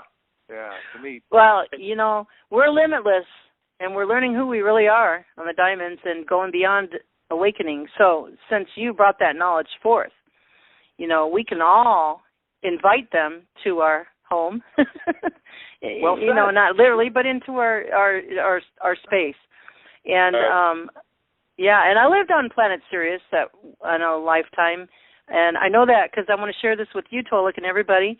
There's a man named Tori, and he reads DNA. He studies all of these planets we've never heard of, and he told me a bunch of my lifetimes, how many times I've lived on Earth, and where other planets I've lived on, and what I was. And he'll be on the show, Diamond Show, January 31st, Saturday. So if you want to come, he'll do some little mini readings, and that will help all of us, too, to learn who we really are and get motivated and inspired. Elizabeth, can I say something? Yes, Ray. What Tolec said? You shocked me when you said, Tolec, they have red hair. When I was sick, because I had missed like 5 months of my meetings, and Joe took over my meetings, but this psychic woman that's in my meeting room said that she talked to 4 beings from that planet with red hair that actually said, we love Ray, and we're watching over him.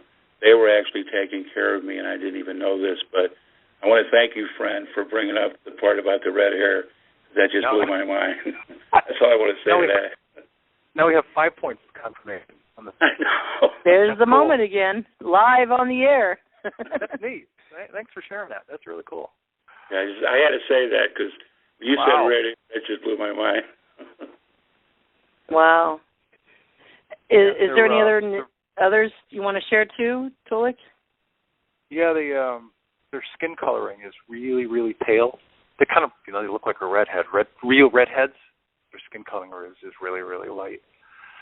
I know what I want to say. As long as you're learning this information now, what I've come to understand is when information comes out from wherever, get prepared because it's coming soon. So you're being prepared. Maybe you're going to meet them like you have the Andromedan Council. Yeah. And all of us, too. Yeah, I believe that we're not that far away from meeting people that live on other planets. I don't know exactly when this is going to happen. I mean, when is not the right word, but we don't have an Earth term for it. So I do know that we will start to meet these people when the transformative changes start to happen on this planet in a big, big way. That's when we'll start to see them. I agree. Progressively. There'll be more and more. I'm not talking about up in the sky in ships. I'm talking about they'll be down here speaking.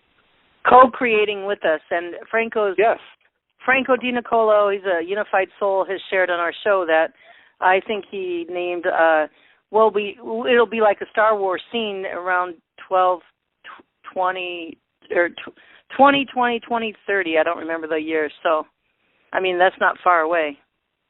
And in between, it's all good stuff, too, so don't get disappointed about that. And that's not a set time either. It's all what we're creating now. We're co-creating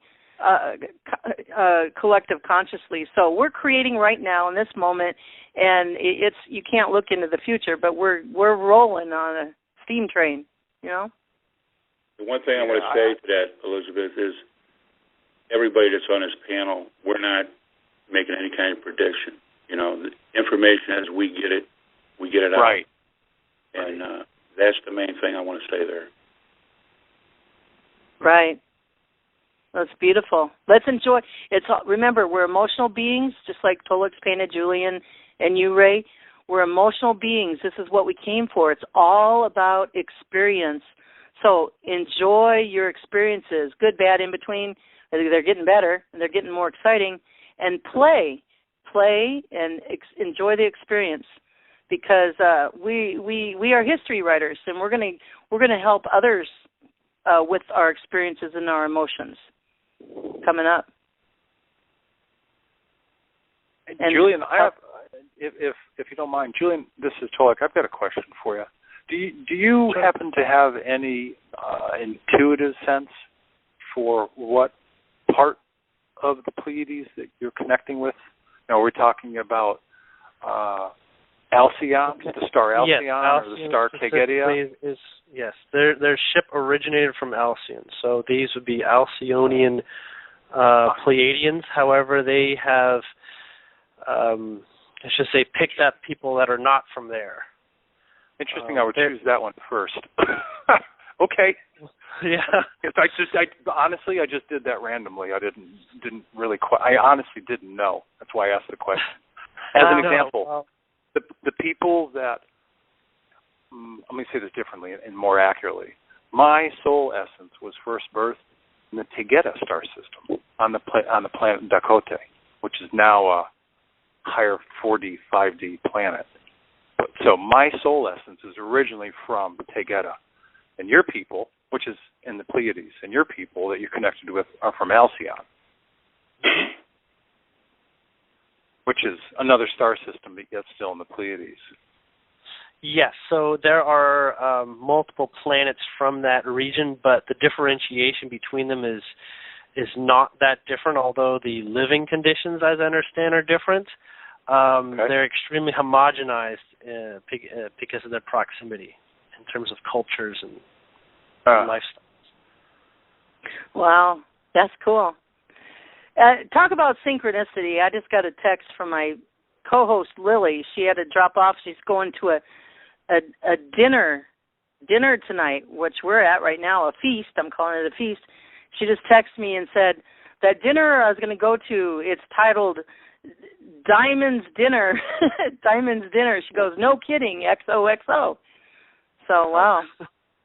That was synchronicity. Yes.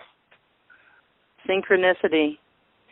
Okay, now I do want to have you guys, speak for the Andromedan and Palladian and Ray's Fab Four, just by faith. Ray, you can do it. Before that, I wanted to just open up the floor. Is there anything that's you've always wanted to share that's burning on your heart that you want to put into the mix here, the feast here? Well, anybody? I wanted to share that just a thanks to Tolec, as you were very instrumental in the vibrations that made me even believe in any of this. You're kind of like a significant initiator. Yes. And that was, it really broadened my horizons, and I feel that, maybe it could have been someone else, but in this case, for me, you definitely helped me begin to open up. I probably would have gone much longer before being, in that place where I said, well, I get telepathic communication from guides and things like this. Why should I not be able to contact whoever's nearby? And so it was very influential for me, even though it was some time ago, but it was a big part of my path.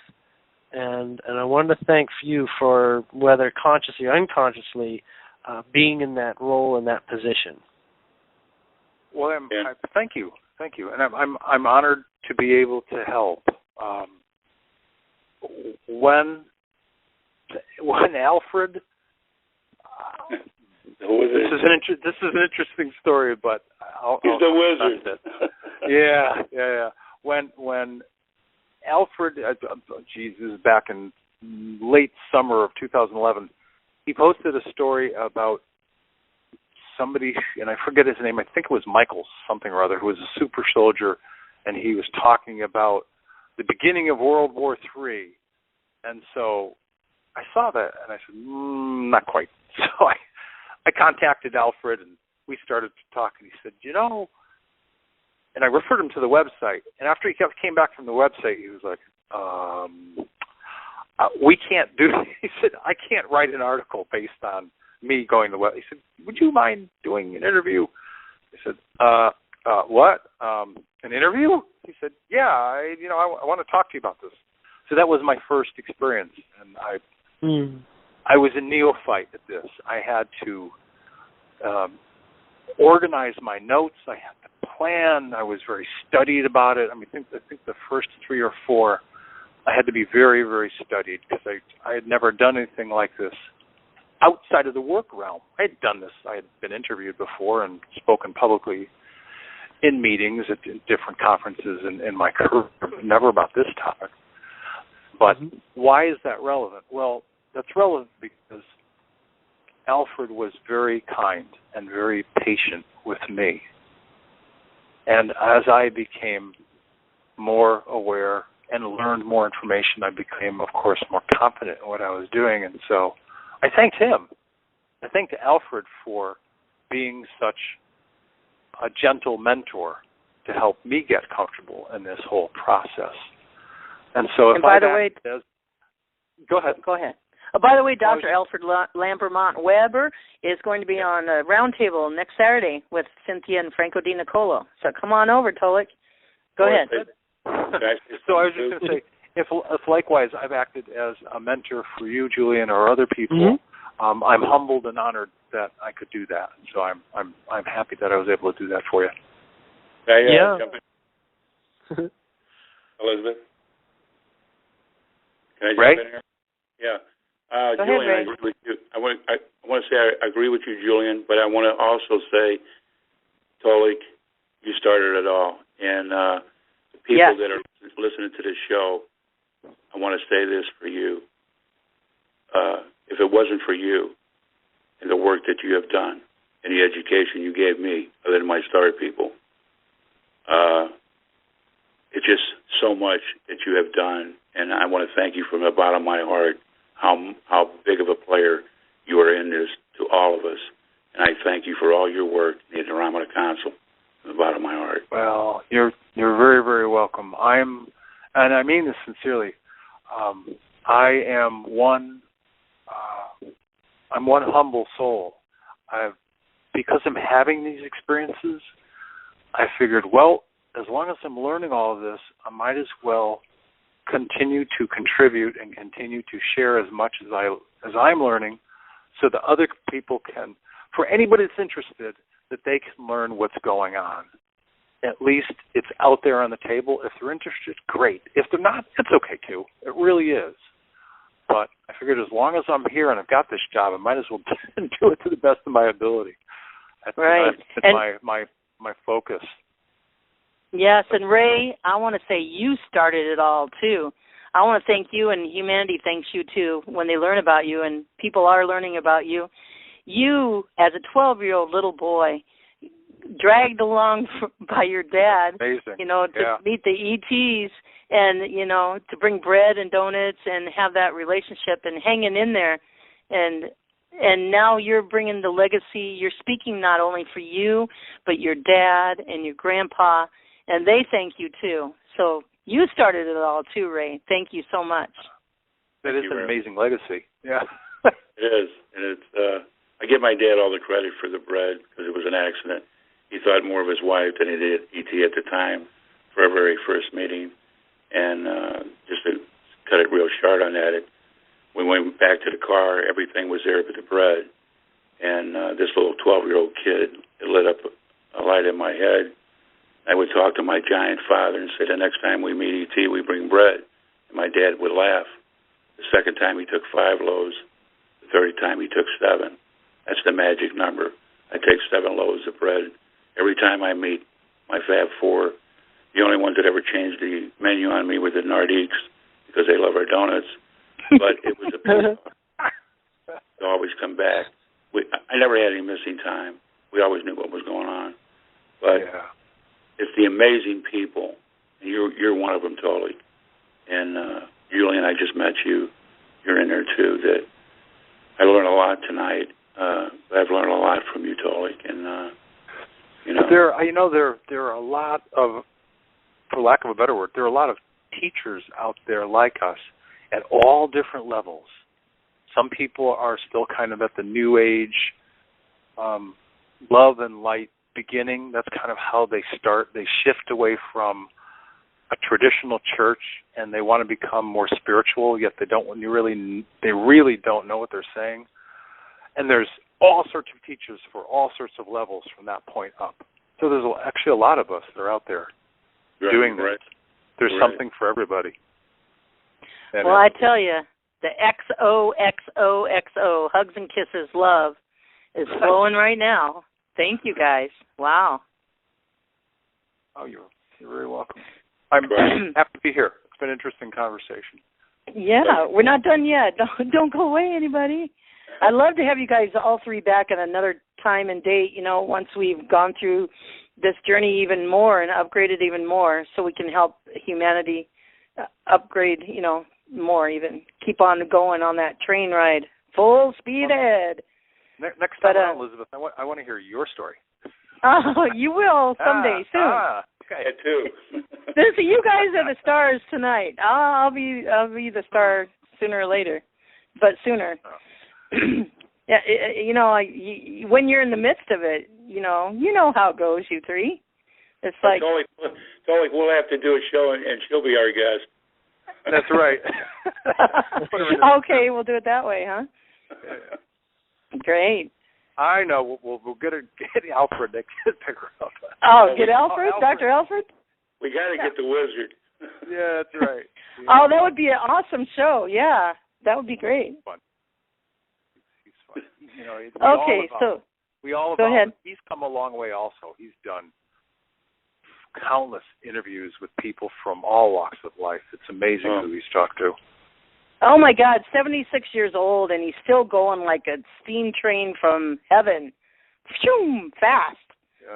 He spends all his time, and I honor him, yes. I just want to say hi to Alfred Weber, guys, because he's listening to the show. Hi, Dr. Alfred Weber, Lambermont Weber from Canada. We love you. Mwah. So what else is on the table?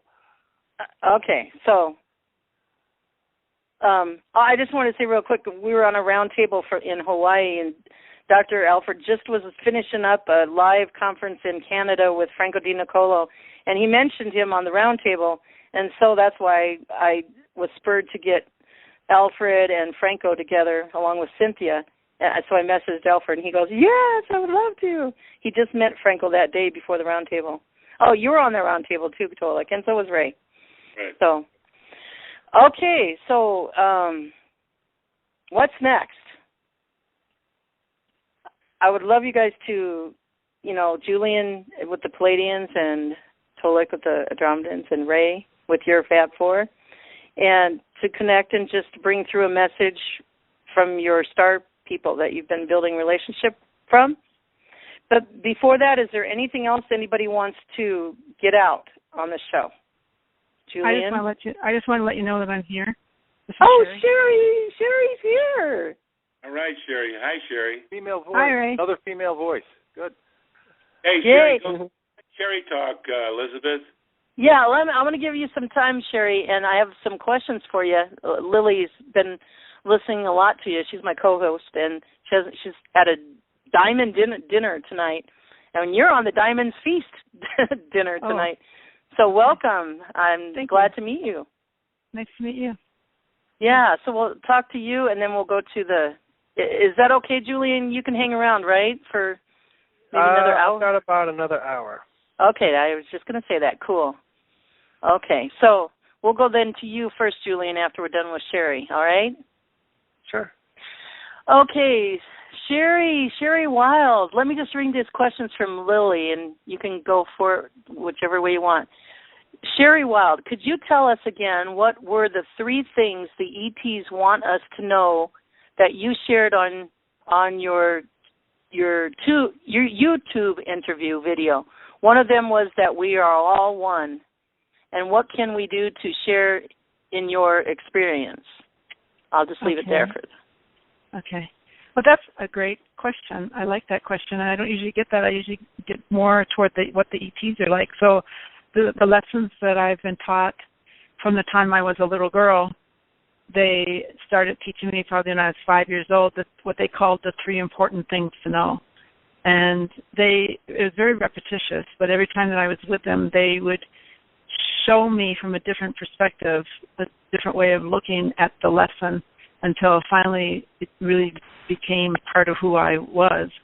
And I'm grateful for that, because those lessons, they served me well, and they told me that these are things, they're simple, they're basic concepts, that's really nothing new, but we need to be reminded of them. And so, yes, the number one most important thing to know, and the one that they told me, if humanity could just get this and really live it, we didn't need to know anything else. This is all we really needed, which is lesson number 1, which we are all one with our Creator. And they taught me that from a lot of different ways, and I embraced that pretty well, but they expanded on it as time went by to include that we are all one with our Creator. So I'm also one with everything throughout the universe, that we are all part of the one. And that meant even those things and those aspects that we aren't that fond of, our so-called enemies. That was a little bit harder for me to accept. It was kind of hard to accept. I think some people have trouble even accepting that we are one with our Creator, because religion has taught us that our Creator is above us, that God is sitting on a throne up there, and we have to pray and grovel and earn our way back into heaven and into God's good graces.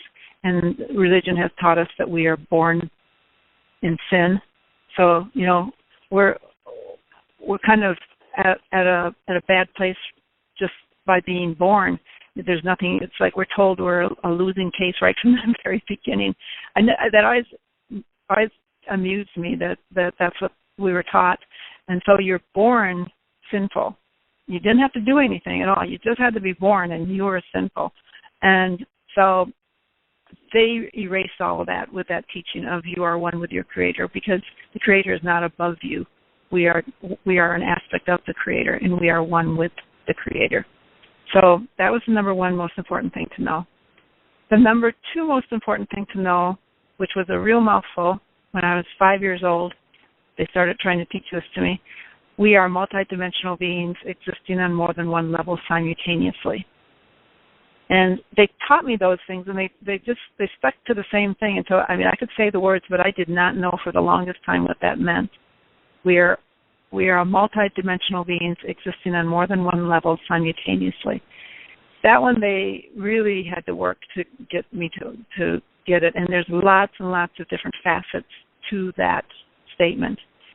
And I only recently became aware of the reason they taught that and why that is so important at this time when we are moving out of the third dimension through the fourth and into the fifth dimension. So we are going from a world of duality to a world of unity consciousness. We are dropping our dualistic mind, our ego, and we are integrating into oneness. I get why this was so important to know, but that's a tough one, and a lot of people, it's hard to embrace that one, especially the depth and that they wanted me to learn it. The third most important thing to know, and that's one that really helped me in my life. Yes. You can bring a little bit of the depth of the we are multidimensional beings out. We go deep in diamonds. So let's bring a few points of that. Go ahead, hon. You want me to go more? Okay. It's weird. I guess it's just weird. I'm sitting here in my car talking. It's just weird to be sitting here. I'm in Sedona, and so we have a hotel room with my little dog. And so I couldn't sit in the hotel room. I couldn't trust him to not start barking, and also my partner is there with me, and so he wouldn't be able to watch TV or make any noise. So I said, I'll just go out in the car and sit and have this conversation while I'm out here. It's kind of weird. I'm just sitting here all by myself talking into my Bluetooth. But I will go into we are multidimensional beings existing on more than one level simultaneously. What that at the very most simple level of that is that we exist on more than one timeline at a time, simultaneously. So there are multidimensional facets of us right now. Those of us who are sitting on this call, there's an endless number of other dimensions, other timelines where we are having this same experience, but because we are in truth only energy, and we are seen as physical beings because we are projecting that thought. So we are in truth we are an idea in the mind of God in truth. And so we are just believing that we are having this physical experience. In truth, it's holographic in nature. So you can have all these different dimensions, all these different realities going on simultaneously, since we are just energy and it's just thought. And so with every thought that we have, we create another reality. So that's why there's all these different choices. As you go through your life, on a daily basis, you have a thought that spins off and creates another reality, because every thought impacts the reality and actually creates. And so that's why we are multidimensional beings. Now, we're also multidimensional beings existing on more than one level, in that not only are there multiple timelines, but you factor in the whole we are part of oneness. So I am you and you are me. Exactly. And so, that's the one that we need to it kind of all ties back in together to that. So when people talk about their past lives, that's interesting, and that's cool if they want to investigate that and see if they can learn anything from that. But in truth, we really all were Cleopatra. We all really were. We can tap into any life that we want, because if you follow that energy stream, that life stream back far enough, you go back to source, and at source we are all one. And so you can follow that energy stream, that life stream out, and you can tap into what it was like to be Cleopatra. You can tap into what it was like, you can have that experience of being that energy, that life. So we are multidimensional beings. We are one. We are each other. There is no separation. There's only the illusion of separation. So does that make sense? Very good. Yeah. And then the third thing? The third thing is the one that works the best, that I really liked a lot my whole life. I embraced it and used it the most, was that monitor your thoughts. And they kept it short, they kept it brief to that, but I add it for my own. I would say monitor your thoughts. They create your reality. Because every thought that you have, again, these three important things, they all tie together. They're just a different way of saying the same thing, and that is that we create our reality by our thoughts. And again, because we are energy, our universe is just a universe of energy, and so our thoughts, every thought you have creates.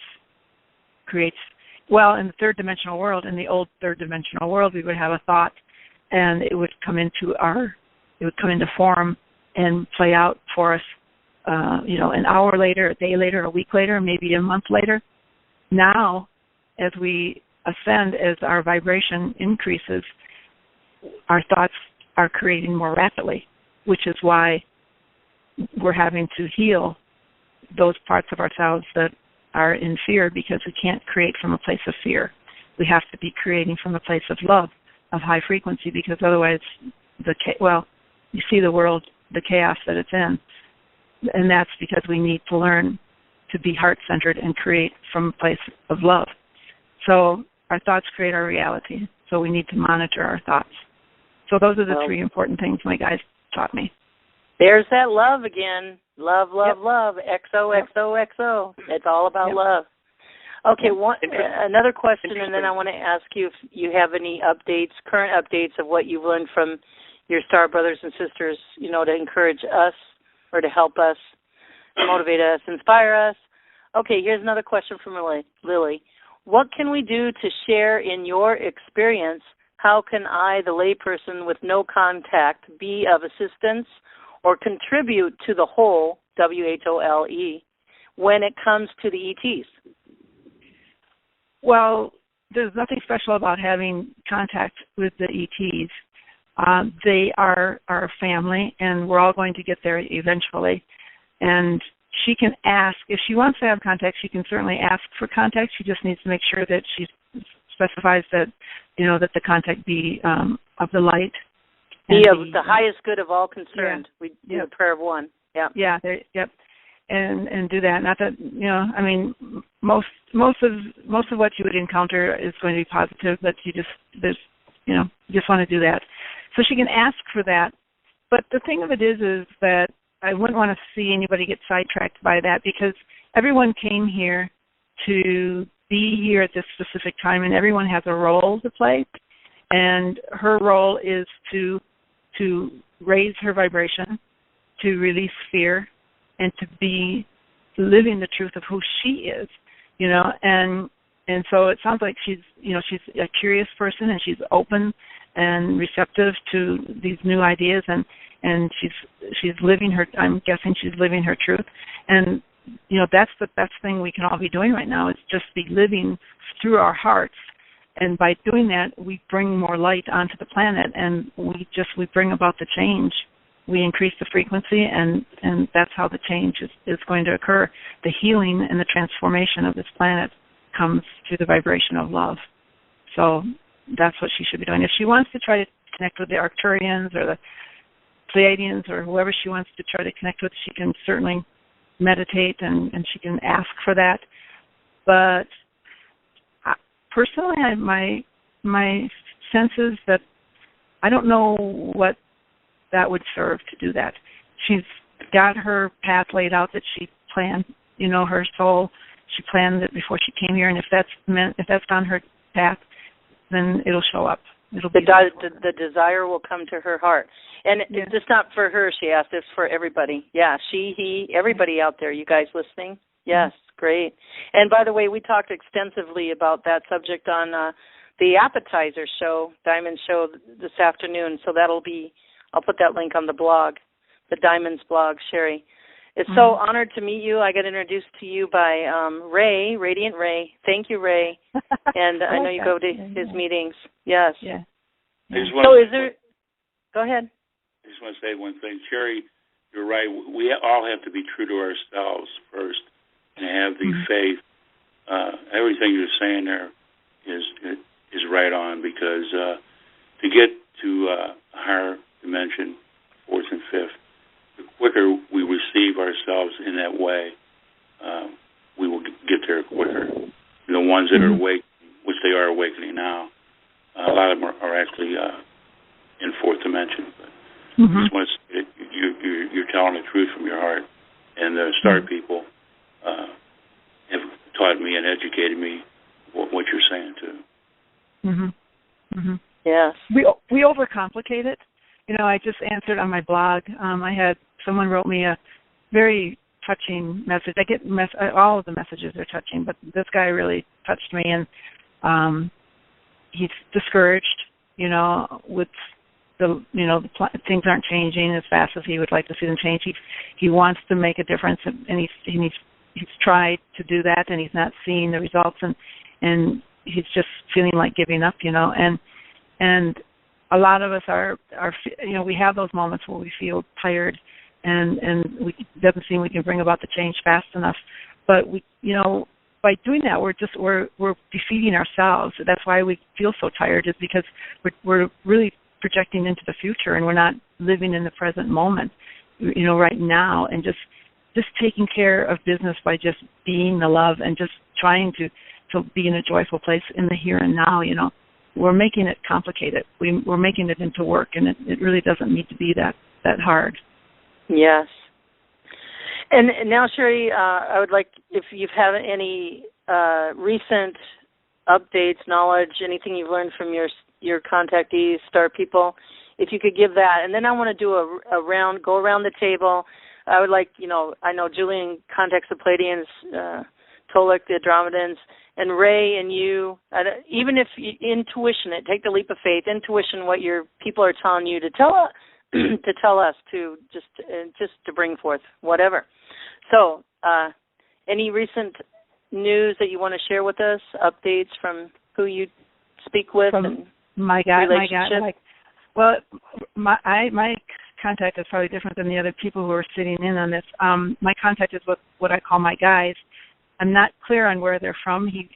When I pressed him to explain to me where he was from, he told me I am a voyager of the universe going where needed in service to the Creator. Beautiful. And that's what I got. He's an etheric being. He comes into form when they come onto the planet to do their work. They've been around for a long, long time. They are my family. I have memories of being with them before I came here. I can't tell you where we came from. It doesn't seem to be important. It's a label that doesn't seem to have any meaning to them.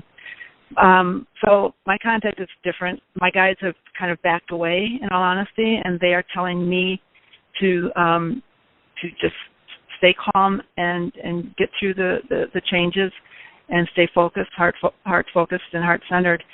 But they're telling me it's time for me to come to them. And I'm not really sure what that means, but I have been trying to initiate contact, and they're just telling me it's time for me to come to them. So in the meantime, for the last several months, the contact that my partner and I have been having, oddly enough, has been with the Draconians, and it's a group, as I understand it, that it's a faction that's broken off from their major group. This group wants to take advantage of this particular time as we move through this Stargate, and they want to move into the positive polarity. They are tired. They're tired of playing the negative role, and I actually just have this huge, huge love for these guys. They're fourth dimensional beings, and they have an altogether different kind of energy than my guys, but they are very hands-on with Jim and I, and very present with us. They do a lot of physical work on us, Reiki, and they actually do, we're getting amino acid injections from them. I couldn't believe it, but that's what we're getting. I mean, they use this 3-pronged injection thing on Jim and on myself, and it itches like crazy. And but they're doing that. They're telling us that our bodies are needing that kind of assistance at this time. Don't worry, Sherry. That's kind of what I'm experiencing, and plus more, and I'll bring that out later. So I'm with you, girl. Okay. Well, they're very loving. I just love them. They're so sweet, and people I know sometimes. I've been mentioning. I gave a talk last night here in Sedona, and I mentioned, and a lot of people, when I mentioned, that we're in with the Draconians now, there's a collective ooh that goes up, but they're just as sweet as can be, and they're so innocent, and they're just wanting to move toward the light, and it's a little bit of a challenge. Somehow along the way, there's been a few incidents that I wasn't happy with. I don't know if there's a renegade amongst them or if it's or what's going on, but I don't have the typical, abduction implants and all those. That's not part of my reality, but I did get an implant stuck in me, but I caught it right away, and they removed it right away. But that was kind of shocking for me. That kind of threw me for a loop.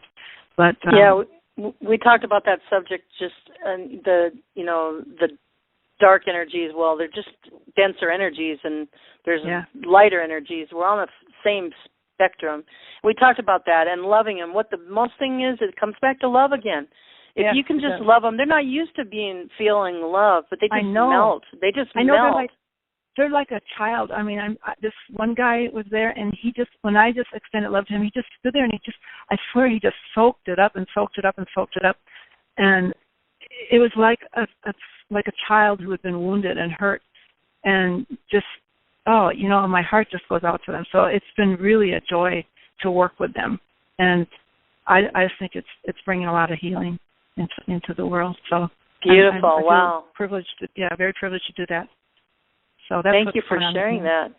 Yeah, I'm happy to have the opportunity. I don't get to talk about this stuff too much. Well, like I said earlier, you can talk about it more. I want to get all four of you guys back in a couple months, 2 or 3 months, if it works out, and we'll even talk about, we'll have experienced more, all of us, even everybody listening, because we're all one, right, Sherry? Sure. That's right. Thank you. Thank you so much. And can you stay with us for just a little bit longer? I can stay for a while. I want to meet these other guys. I don't know them as well. I know Ray, who's been just a sweetheart. I love Radiant Ray. I think I'll use that.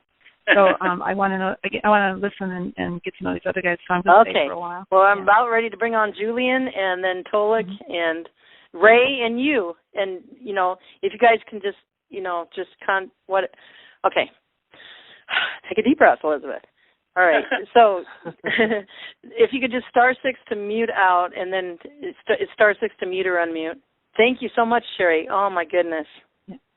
Thank you for sitting in your car doing that. I'm known to do that, too. Do you want me to *6 now to mute out? Is that what you're telling me?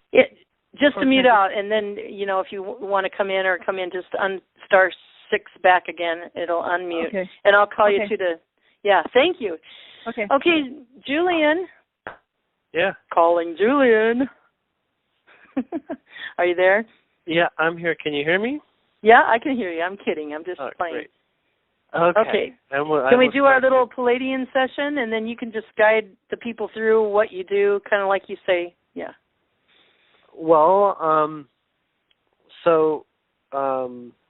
what I'll do is I'll basically go into my level of focus.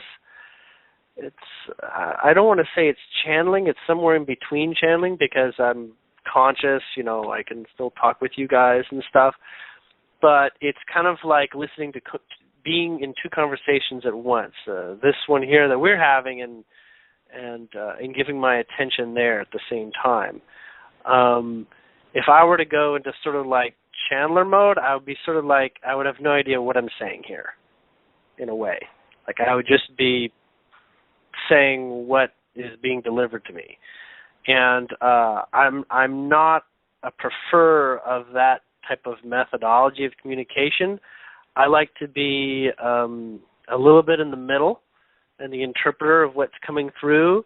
And, you know, if that means some of the information is buffered, then, you know, I basically want to take ownership of everything that I'm saying.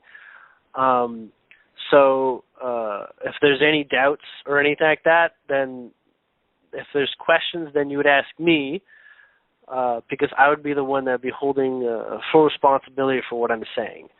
I've found out that this type of approach to sharing what they're saying is my preferred methodology, as I'm aware all sorts of information can be, you know, conflicting, or people might take issue with it.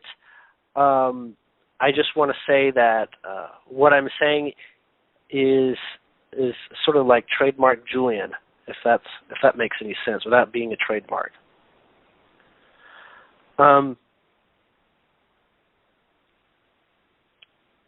Okay, I have 3 people that have been listening in on this whole talk, and they were expecting a chance to speak, so they kind of prepared something.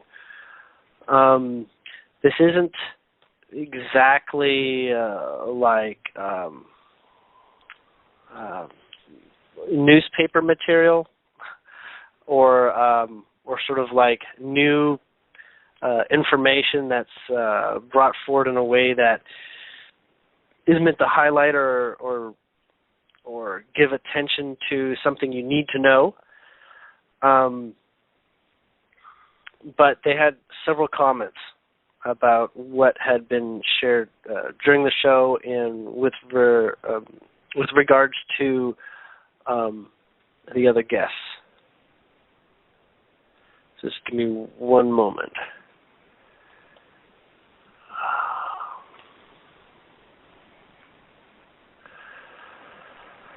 Okay, so the first thing that they're trying to make clear in my head right now, in terms of what they picked up on with regards to my thoughts when I was listening to Tolec, and my thoughts with regards to my going over memories when he was talking about hearing what he had talked about before and other material that he's been putting out over the years, is they want to give what they call their big stamp of approval on Tolec. Like they're giving, if they could give 3 thumbs up, they give 3 thumbs up. Because there is something to do with this sort of preparation that you might use the word disclosure for, but there's this sort of like setting the blanket or setting the sheets on the bed. There's this helping unruffle and clear the air and to sort of set the setting that a lot of people, such as those here who have had contact, or whether they're aware of it or not, they're doing this. They're making contact more comfortable.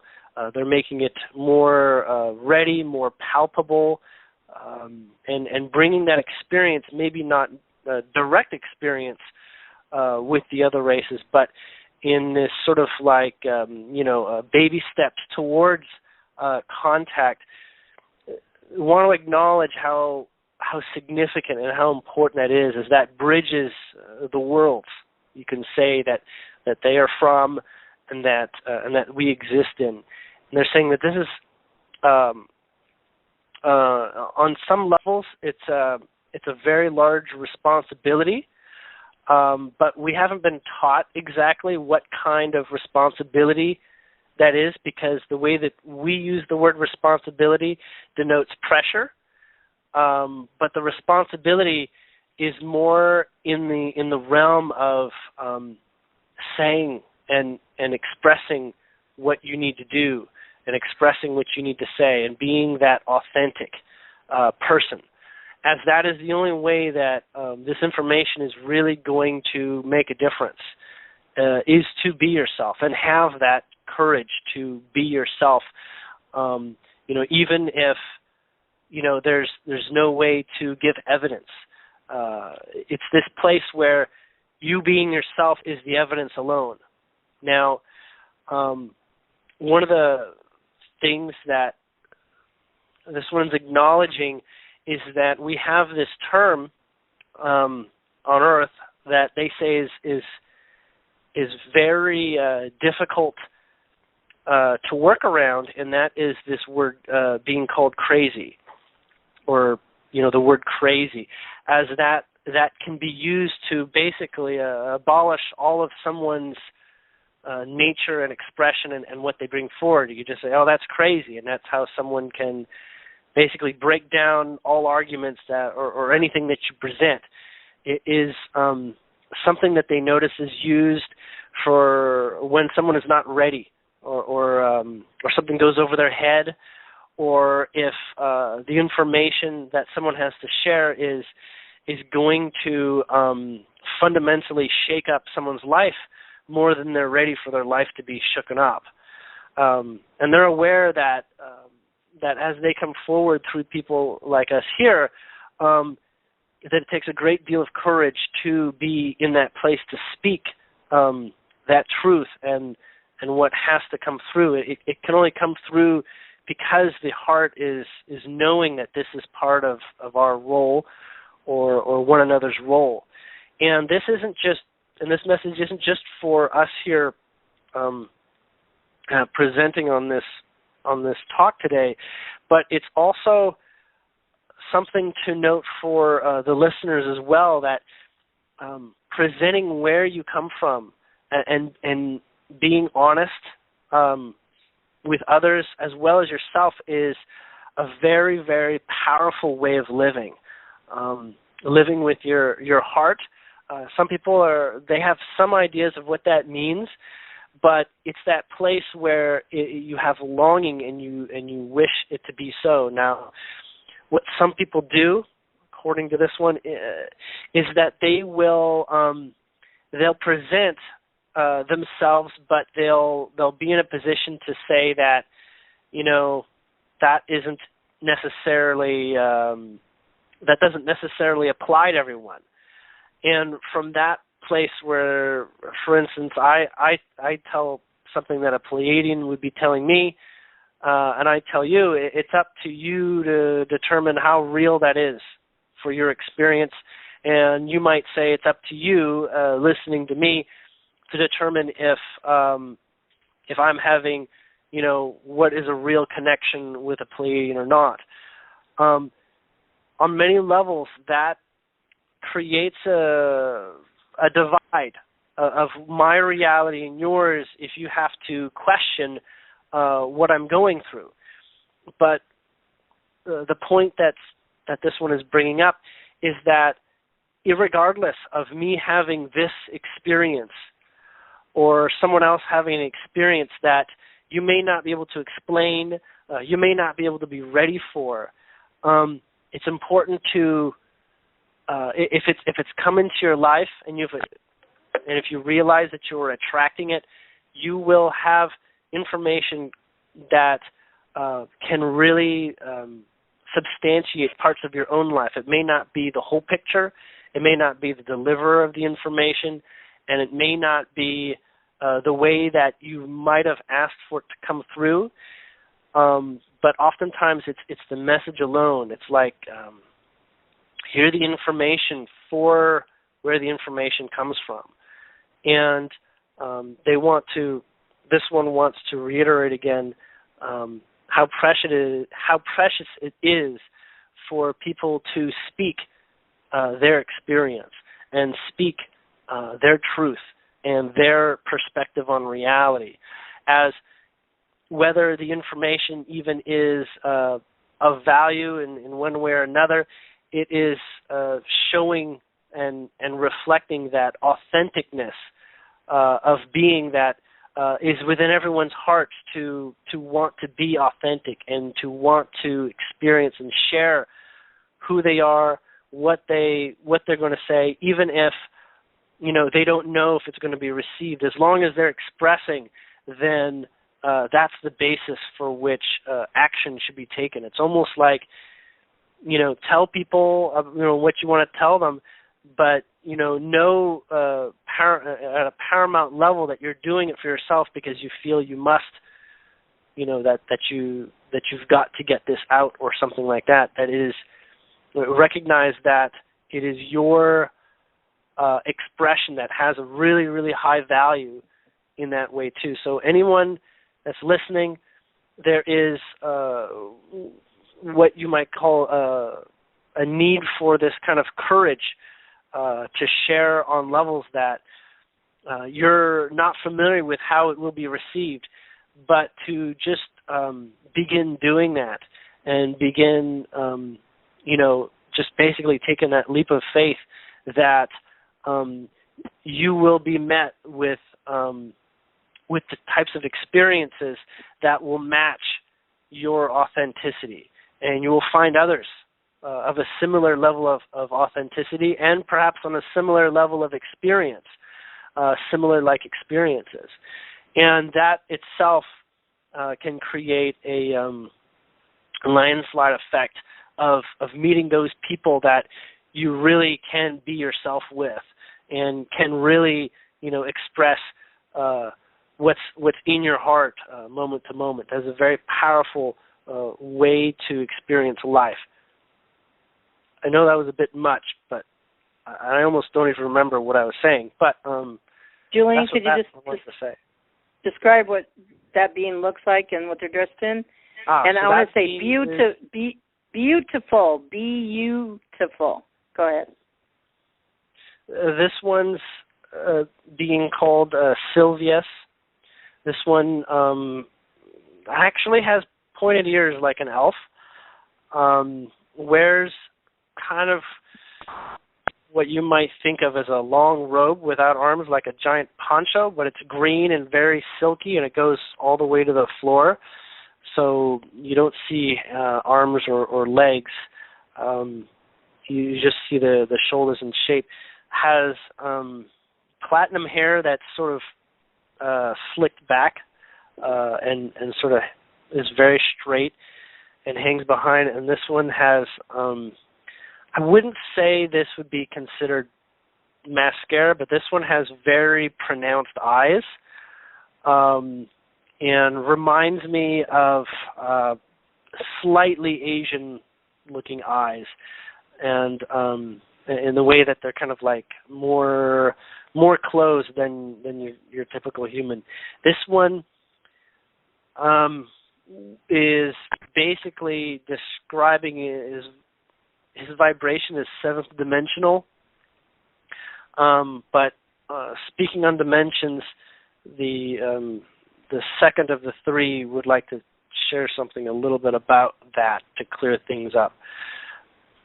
So Sylvius just wants to thank this audience for having an opportunity to share his thoughts and to be able to connect. Okay, the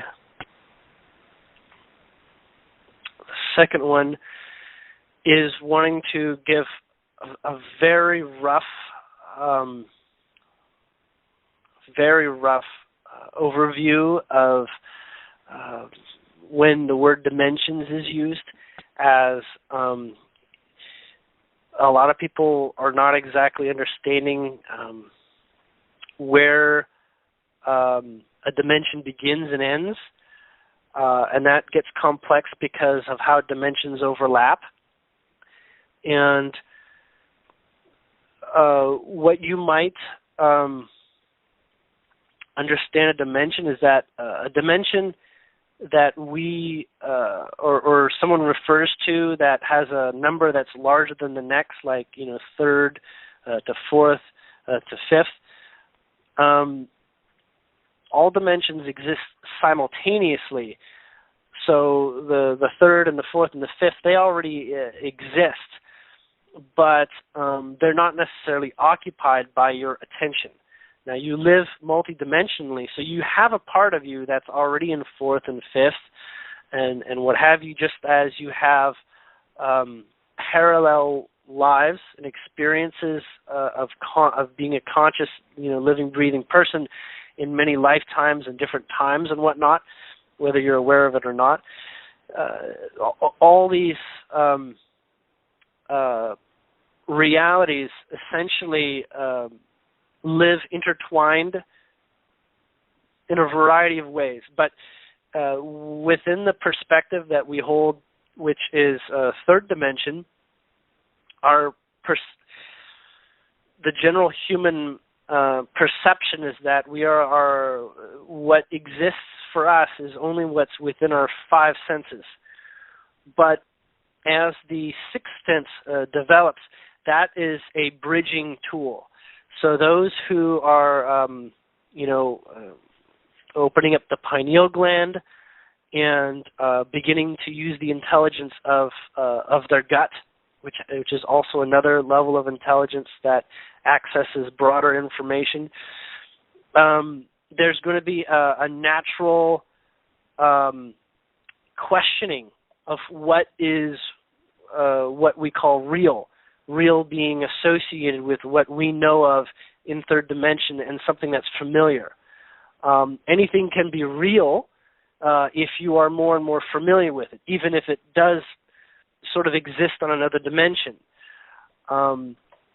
But the core understanding that applies to what we're going to begin understanding as a shift in dimension is that it is related to the planet putting more of its attention into another way of living.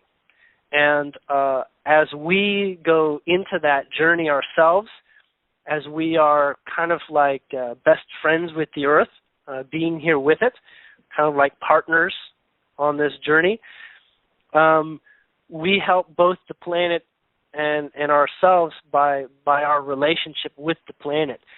So as we have a connection, or you might say empathy with the planet, we're helping the planet go forward into this other experience known as sort of like the lighter dimension of our realm, of what we know. And at the same time as the planet's doing that, it's giving us a lot of information and feedback, whether we understand it as the Earth bringing that, or we just see, our lives beginning to transform and information's coming forward. The Earth is a part of that attractive magnet for us to learn what it is to grow and, use the word ascend. But the key point that this one wants to make is that we are not dying. We are journeying, and what is understood as elevating ourselves into a dimension is really more like inviting the dimension down to us. So what we consider physical, visceral, living, breathing life will come with us. And so we were basically like merging old world with new world by our attention to what we care to bring forward. And what we care to bring forward is all based on what we understand of what everything is, at least at the level that matters to us. So as we begin to understand animals, they will come forward. They will come with us to the next dimension. If we, care to learn what the next generation computer CPU chip is, well, that will come forward with us. And each individual has all these, we'll just say human 3D preferences, things that they're into, in this life, things that they love, things that they like, that they'll want to bring. And so everyone will kind of like come through to the new world with what they are very attracted to now. And so they will help transition that, and they'll make that something that, you know, is a non, well, not non-destructive. I'm thinking like, you know, if someone wants to bring a weapon or something, it'll turn it into essentially the elevated variation of that into the next world. But in wrapping up, to hold on to this old world the way that it is, there is a lot of attachment to things that cause us discomfort, and the world that we're going to is the one that does not operate, doesn't vibrationally match discomfort.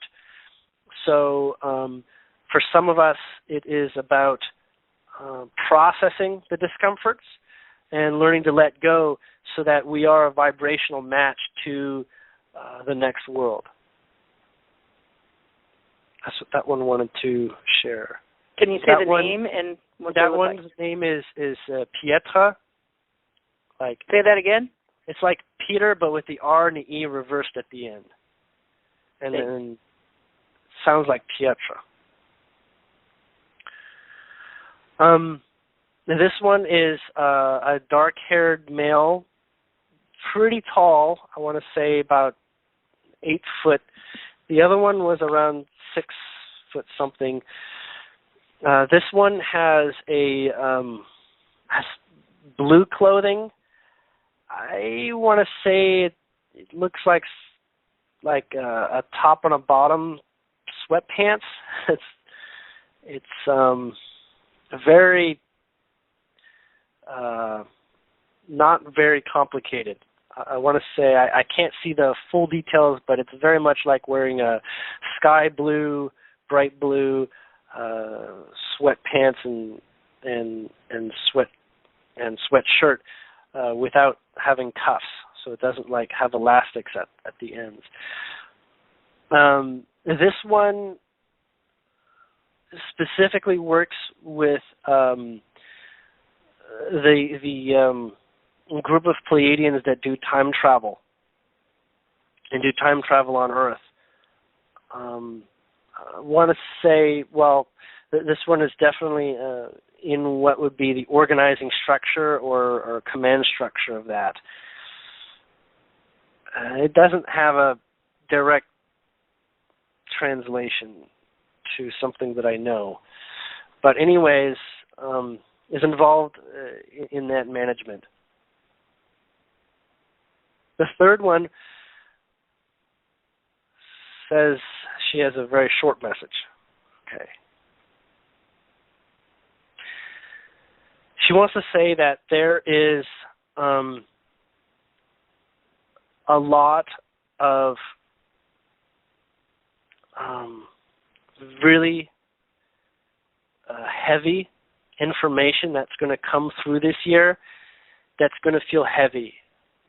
It can be, it can jeopardize what we understand as our comfort levels and our sense of security. In some cases, our sense of survival. But it's going to come through in very momentary types of ways. She estimates, this is somewhat of a prediction, in that she knows that a lot of individuals throughout this year are going to go through some very heavy shedding and are going to be faced with a lot of things that they're actually ready to let go of. So if something particularly intense is coming up for you, it means that you do have the opportunity to let go of it, that you don't have to be in fear of it any longer, that if it does come up for you, that is because you are ready and you do have the capacity to don't want to use the word deal with it, but deal with it in such a way that you come out much more liberated. The process for this will be supported by finding ways to bring your mind into a state of clarity, whether you call that meditation or taking deep breaths or finding a way to hold yourself in a capacity of knowing that you are supported on many, many levels and dimensions by angels and guides, and and the one that you are with all as God, that nothing should be showing up ever that you are unable to process. And when you calm the initial intensity of your anxiety, you can begin to open up the horizons as to what you actually have a capacity to perceive. As going forward into further dimensions after this year, that's what life is like, is to have a broader scope, to have a greater sense of flexibility in what is capable and what is possible, as there is always ways to move. It's kind of like saying 3D mindset is like a maze, but 5D mindset is like a buffet table, and you just have various ways to experience, and it just comes down to which way would you prefer to experience it, knowing that you have many, many options. That is all that this one had prepared to say. This one is Zonthia, like Zonthia. She is she works with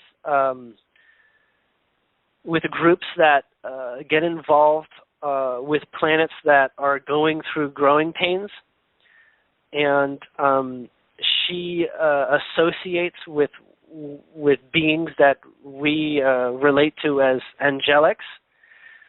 And angelics, from her definition, are very, very potent points of conscious energy that are they may not appear to have a lot of depth to their personality, but they have extreme conviction and energy to promote things that are close to their vibration. And the angelics are individuals of higher dimensions that serve us as promoters of humans and people that are like human, to move closer into their understanding of themselves as divine and as the one or as God. So she works with those types of individuals, as well as with a group of people.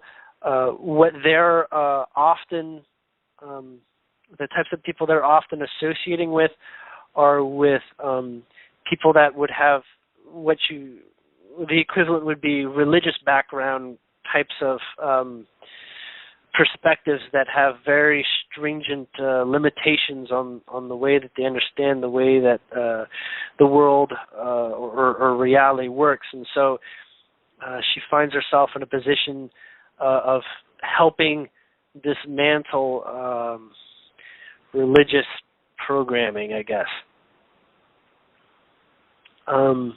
She wants to thank for this opportunity. she is not originally from this ship, but she's, I guess she's visiting for a time. She's part of another group that does not spend most of its time on this ship I connect with. That's most of it in a nutshell. Oh, and her appearance is like a silvery one suit, like a jumpsuit type of appearance. There's actually brighter, say like little white crystals that are like circular, that are on her shoulders, that are about the size of buttons, and they're kind of on the front sides of her shoulders. She has, I would say, gray hair that's a little bit layered, different texture, like lighter and darker grays in her hair, and it's a bit silverish. But she does not look old. She looks like she's like 28 or something. And she has eyes that sort of slant upwards on the sides a little bit. And she has, I can only really describe as, it's not perspiration, but sort of like sparkles on her face, on her forehead and on her cheeks, like glitter. Beautiful. But before you guys, go ahead. I'd say before you guys all leave, I just want to thank you, Sylvius, Tetras, and Nothing. Thank you for coming and relationshiping with us, and keep coming and listening and sharing. Tell all your other friends to come share too. Okay, we got it going on. Thank you guys. Thumbs up to you.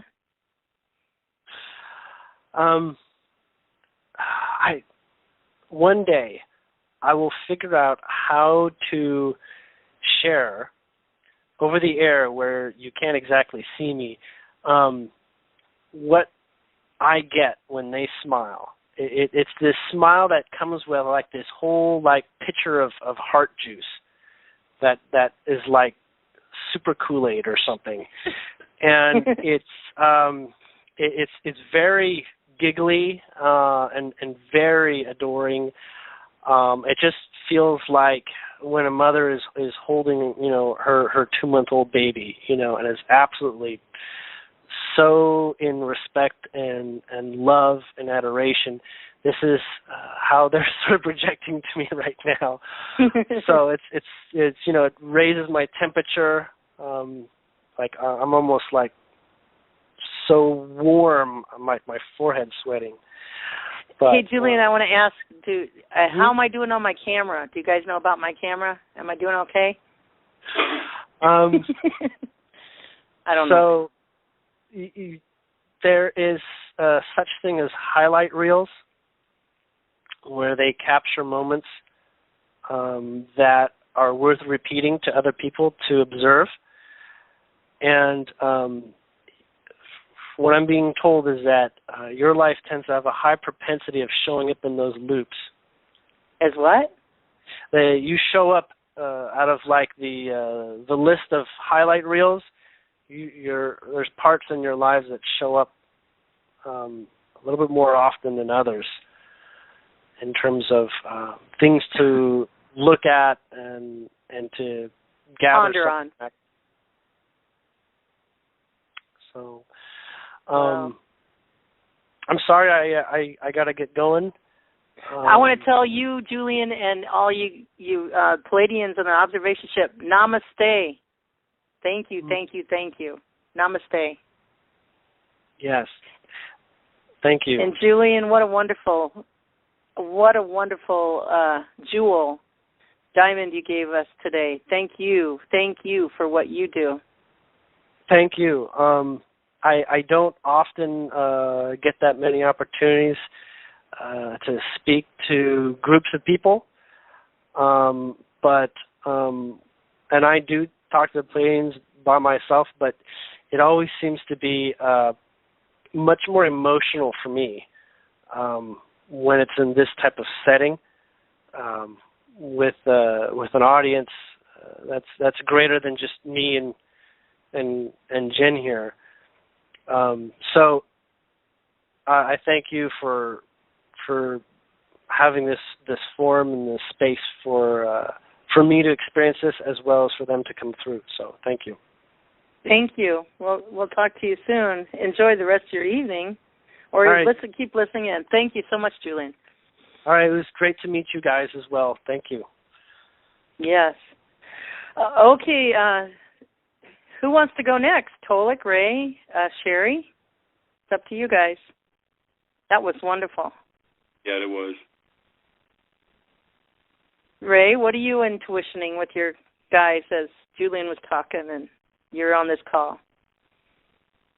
Well, Julian's people said a lot. There's not too much to add to what they're saying, what we've been saying, and where this is going to go, and the enlightenment in all of us, to be true with yourself, and to let all this negativity go that we hold in ourselves, and just believe in the truth, believe in God, believe in yourself, because like Sherry said, we are all one with Him, and like Tolec said,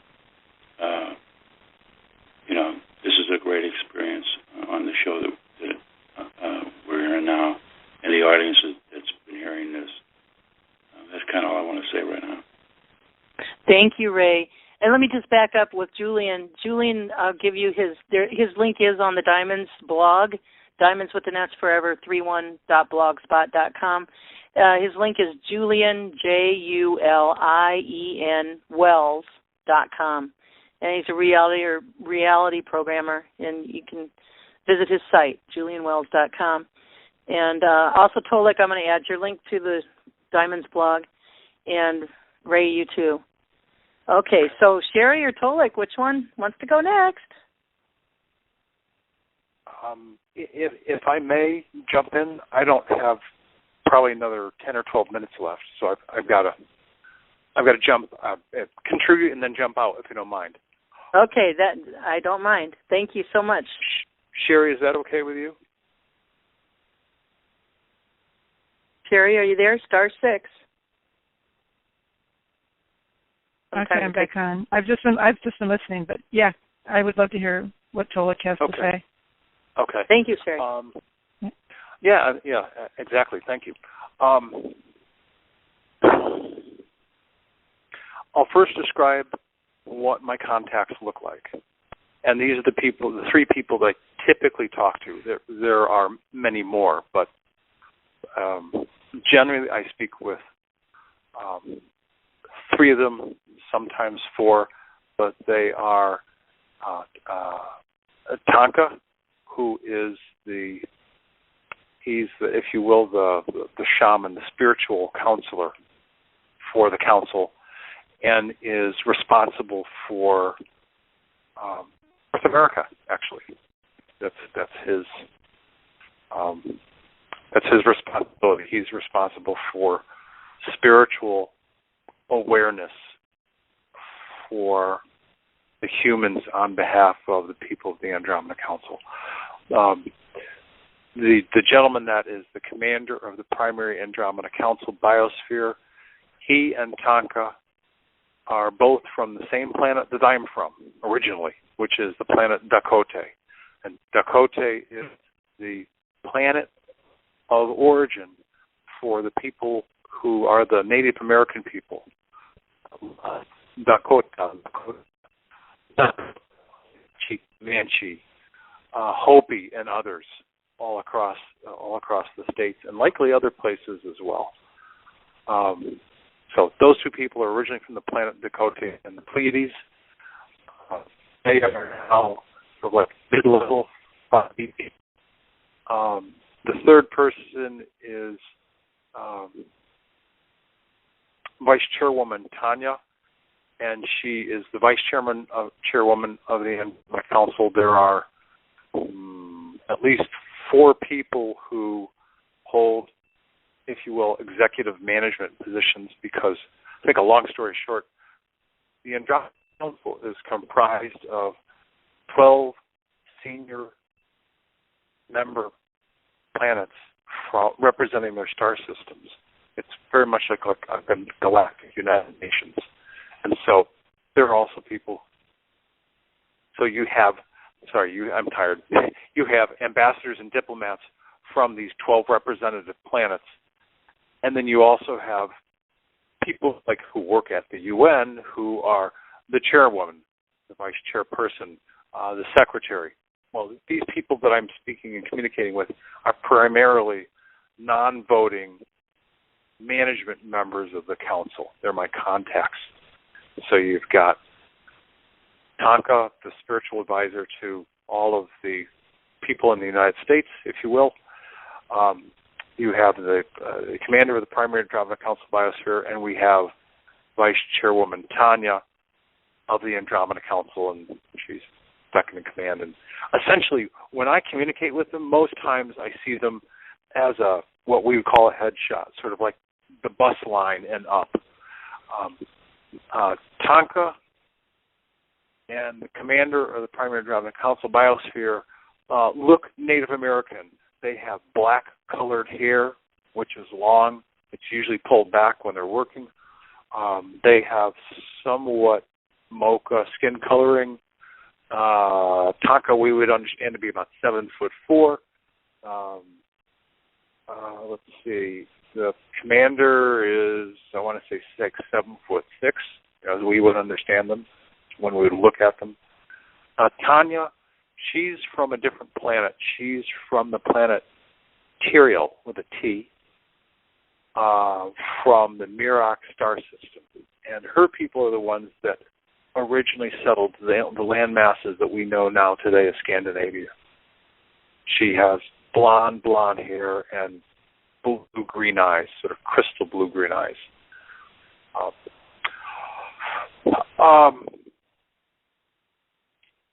What I'll do is sort of combine their thoughts and just pass forward a pretty simple message, because there's a lot that's been covered by a lot of people here tonight that have been all contributing, so I don't want to be redundant. So what I'll simply say on their behalf is thank you for letting us participate. Thank you for letting us observe and listen.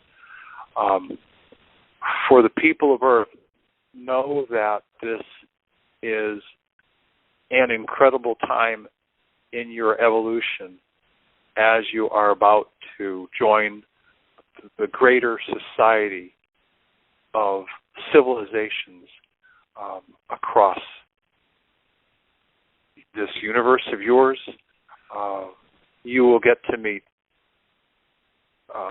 organic humans like yourselves. You will then get to meet higher dimensional humans like yourselves, and it will be an amazing experience for you. And again, I'm sort of paraphrasing what they're sharing with me. Cherish every moment of your growth and transition process. Cherish it. Treat each other with kindness, and understand that everything will be okay. Everything is going to be all right. This planet, which you call Earth, she needs to go through a cleansing process and a healing process as part of this transition, because during your industrial age, you did a lot of toxic dumping into the planet, if you will, and to some degree, this still happens. So that cleansing has to happen. In addition, there is thousands of years of anger and hatred and war that this planet has suffered from because of intervention on the part of other species in this planet.